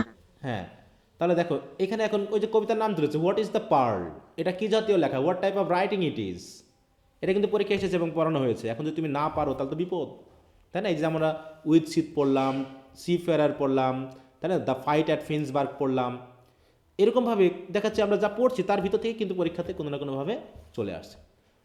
তো পার্লটা কি এখানে দেখো, in the same manuscript with Sir Gawain are found 3 other remarkable poems. তাহলে পার্ল কি একটা মেডিয়েভাল পোয়েট্রি, তাই তো? কোন যুগে ছিল? অ্যাংলো নরমান পিরিয়ডের। আচ্ছা, তো যাও, আমরা এভাবে পড়তে পড়তে মেজর বিষয়গুলো চলে আসবে, টেনশন করার কিছু নাই। শুধু তুমি কতটুকু অ্যাক্টিভলি পড়াশোনা করছো তার উপর ভিত্তি করে তুমি পরীক্ষার পরে আমাকে বলবা যে পরীক্ষা ভালো হয়েছে নাকি কি হয়েছে, সুইসাইডাল হয়েছে নাকি। জি স্যার। হ্যাঁ, 72 পেজ থেকে আমরা আগামী দিন পড়বো। আজকে তাহলে এই পর্যন্তই, যতটুকু পড়লাম একটু রিভাইজ দিবা তোমরা। হ্যাঁ, আমি পড়ে দেওয়ার পর রিভাইজ দিবে এখানে এই অংশটুকু, আর যদি সম্ভব হয় একটু সামনের দিকে একটু আগায় যাবা পড়তে পড়তে, সেগুলো হবে। চসারের এক পর্যন্ত চসারের আগ পর্যন্ত যদি পড়তে পারো, কারণ এখানে পড়ার তেমন কিছু নেই আর। হ্যাঁ, আমি বললাম কি যে কয়েকটা কবিতার নাম দেখবো আর দেখবো, তোমরা একটু এটা করে নিতে পারো। জাস্ট আমি 5 মিনিট থেকে 10 মিনিট সময় ব্যয় করবো বাকিটুকুর উপরে, তারপর আমরা একবারে চসারে যে চলে যাবো। তবে এবার আমরা চসারে ঢুকবো না, আমরা আর্লি এবং মিডল ইংলিশ পিরিয়ড রেখেই শেষ করে আমরা আবার চলে যাবো কোথায়, আমাদের সেই ড্রামাতে। ঠিক আছে তো, নেক্সট চলে যাবো ড্রামাতে কিন্তু। আচ্ছা স্যার, কালকে কি আমাদের ক্লাস নেবেন? কাল কি বার? বৃহস্পতিবার। আচ্ছা, হ্যাঁ নেওয়া যেতে পারে, কিন্তু থার্ড ইয়ারের ব্যাচটা এখনো শুরু হয়নি, ওটা পরে শুরু হবে, ওদের পরীক্ষা শেষ হয়েছে। তার আগ পর্যন্ত তোমাদের যেহেতু কয়েকটা ক্লাস মিস গেছে আমরা নিতে পারি। হ্যাঁ, ওকে, ভালো করছো মনে করে। আচ্ছা, তো ঠিক আছে, সবাইকে ধন্যবাদ। Okay, good night. Sir, sir, attendance ও ও স্যার আমাদের সরি, আইডি নেওয়া হয়নি। আইডি নেওয়া হয়নি। আচ্ছা আচ্ছা, সরি, এখনই নিচ্ছি। স্যার আমার আইডি নাম্বারটা এখনো জানি না স্যার, একটু কাইন্ডলি বলে দিলে। একটু মেসেজ দিও তো, তুমি যুক্ত হয়েছো এর আগের ক্লাসে, তাই না? জি স্যার, এ- এর আগে 2টা ক্লাস করেছি স্যার। করেছো? আচ্ছা আচ্ছা, তাহলে দেওয়া হয়নি। স্যার স্যার আমার স্যার আইডি নম্বর আরেকজনের সাথে স্যার সেম স্যার। তাই? একটু মেসেজ দিবা তো, আমি একটু দেখবো। নাম এক তো হওয়ার কথা না, কারণ নাম লিখে লিখেই তো আমি দিই আইডি নাম্বারগুলো। জি স্যার, এই স্যার এমডি আলমমিন হৃদয়, আলামিন হৃদয়। আচ্ছা আচ্ছা, আমি দেখে তাহলে আজকে ঠিক করে দেবো। এই কিছুক্ষণ পরে আমি ঠিক করে দিচ্ছি যাদের আইডি নাম্বার দেওয়া হয়নি, আর যাদের, তাহলে তুমি আমাকে একটু মেসেজ দিও, হ্যাঁ? আচ্ছা স্যার, আচ্ছা স্যার। হয়তো তোমার নামটা লিখছি এক আর আইডি নাম্বারটা দিয়েছি আর একটা, এরকম হতে পারে। হ্যাঁ জি স্যার। স্যার হ্যাঁ বলো। গুগল ক্লাসরুম থেকে কিভাবে পিডিএফ ডাউনলোড দিতে হয় বলেছিলেন, ক্লাসে দেখিয়ে দিবেন। ও আচ্ছা, এখন আমাদের স্যার এটা মিথিলা, তো একদম মেসেঞ্জারে শেয়ার করা হয়েছে। মিথিলা এবং সন্ধ্যা একটু ইয়া পাচ্ছে না। মিথিলা সন্ধ্যা তার মোবাইলে পিডিএফটাকে ডাউনলোড করতে পারছে না, হ্যাঁ। এখন সিস্টেমটা একটু একজন বলো তো, আমি তো তখন আইডি নাম্বারটা নেই। স্যার ওইটা তো স্যার গুগল ড্রাইভ থেকে ওপেন করলে স্যার ডাউনলোড হয়ে যায়। তুমি লিঙ্কে ক্লিক দিলেই পিডিএফটা চলে আসবে, তারপর ডাউনলোড করার জন্য উপরে মনে হয় 3 ডট বা এরকম কিছু থাকে, বা নিচে চলে আসে মোবাইল বেস, তাই না? ওখানে ওখানে sir open with Google drive বলে একটা অপশন থাকে স্যার, ওখানে ক্লিক করলেই স্যার গুগল ড্রাইভে নিয়ে যায়, ওখান থেকে হ্যাঁ, আর ডাউনলোড দেন। গুগল ড্রাইভ থেকে তুমি এটা ডাউনলোড করতে পারবা। ডানের কোনায় হয়তো 3 ডট অপশন আছে, তুমি একটু চেক করে দেখবা, হ্যাঁ। আর একজন হয়তো স্যার ভিডিও মিথিলাকে আমি দিয়েছিল। শিখিয়ে দিব স্যার, ও আমার ফ্রেন্ড আছে। ও আচ্ছা, তাহলে শিখিয়ে দিও, হ্যাঁ শিখিয়ে দিও, ওকে। আর মেসেঞ্জার গ্রুপের উপরে স্ক্রল করলে পাওয়া যাবে, একজন দিয়েছি স্যার। হ্যাঁ হ্যাঁ হ্যাঁ হ্যাঁ। আচ্ছা, আমি তোমাদের একটা স্যার কথা আমি তো বলতে দিয়ে পারি, সেটা দিছিলাম। হলো যদি মনে হয় যে তোমাদের যোগাযোগের জন্য তোমরা হোয়াটসঅ্যাপ গ্রুপ করবা, তো করতে পারো, হ্যাঁ। তবে আমি যে বলছি যে অন্তত একটু আচার আচরণ, কথাবার্তা এবং এগুলো একটু সমন্বিত মানে সংযত রাখতে হবে, হ্যাঁ। হ্যাঁ, হোয়াটসঅ্যাপ না করে মেসেঞ্জার করলে ভালো হয়। হোয়াটসঅ্যাপে স্যার নাম্বার সবাই মিলে দেখা তো যায় একটা সবার। মেসেঞ্জার করা যেত। জি মেসেঞ্জারে স্যার। করলে ভালো হয় স্যার, মানে কেন হোয়াটসঅ্যাপে যদি হোয়াটসঅ্যাপ নাম্বারটা নাম্বারটা তো সবাই দেখা শেয়ার যায়, করতে চায় সেক্ষেত্রে না। হ্যাঁ হ্যাঁ, মেসেঞ্জারটা ভালো। এখন আমার হয় কি সমস্যা, এই মেসেঞ্জার হলে এত বেশি গ্রুপ হয়ে যায় যে আমি শেষে ইয়া করতে পারি না।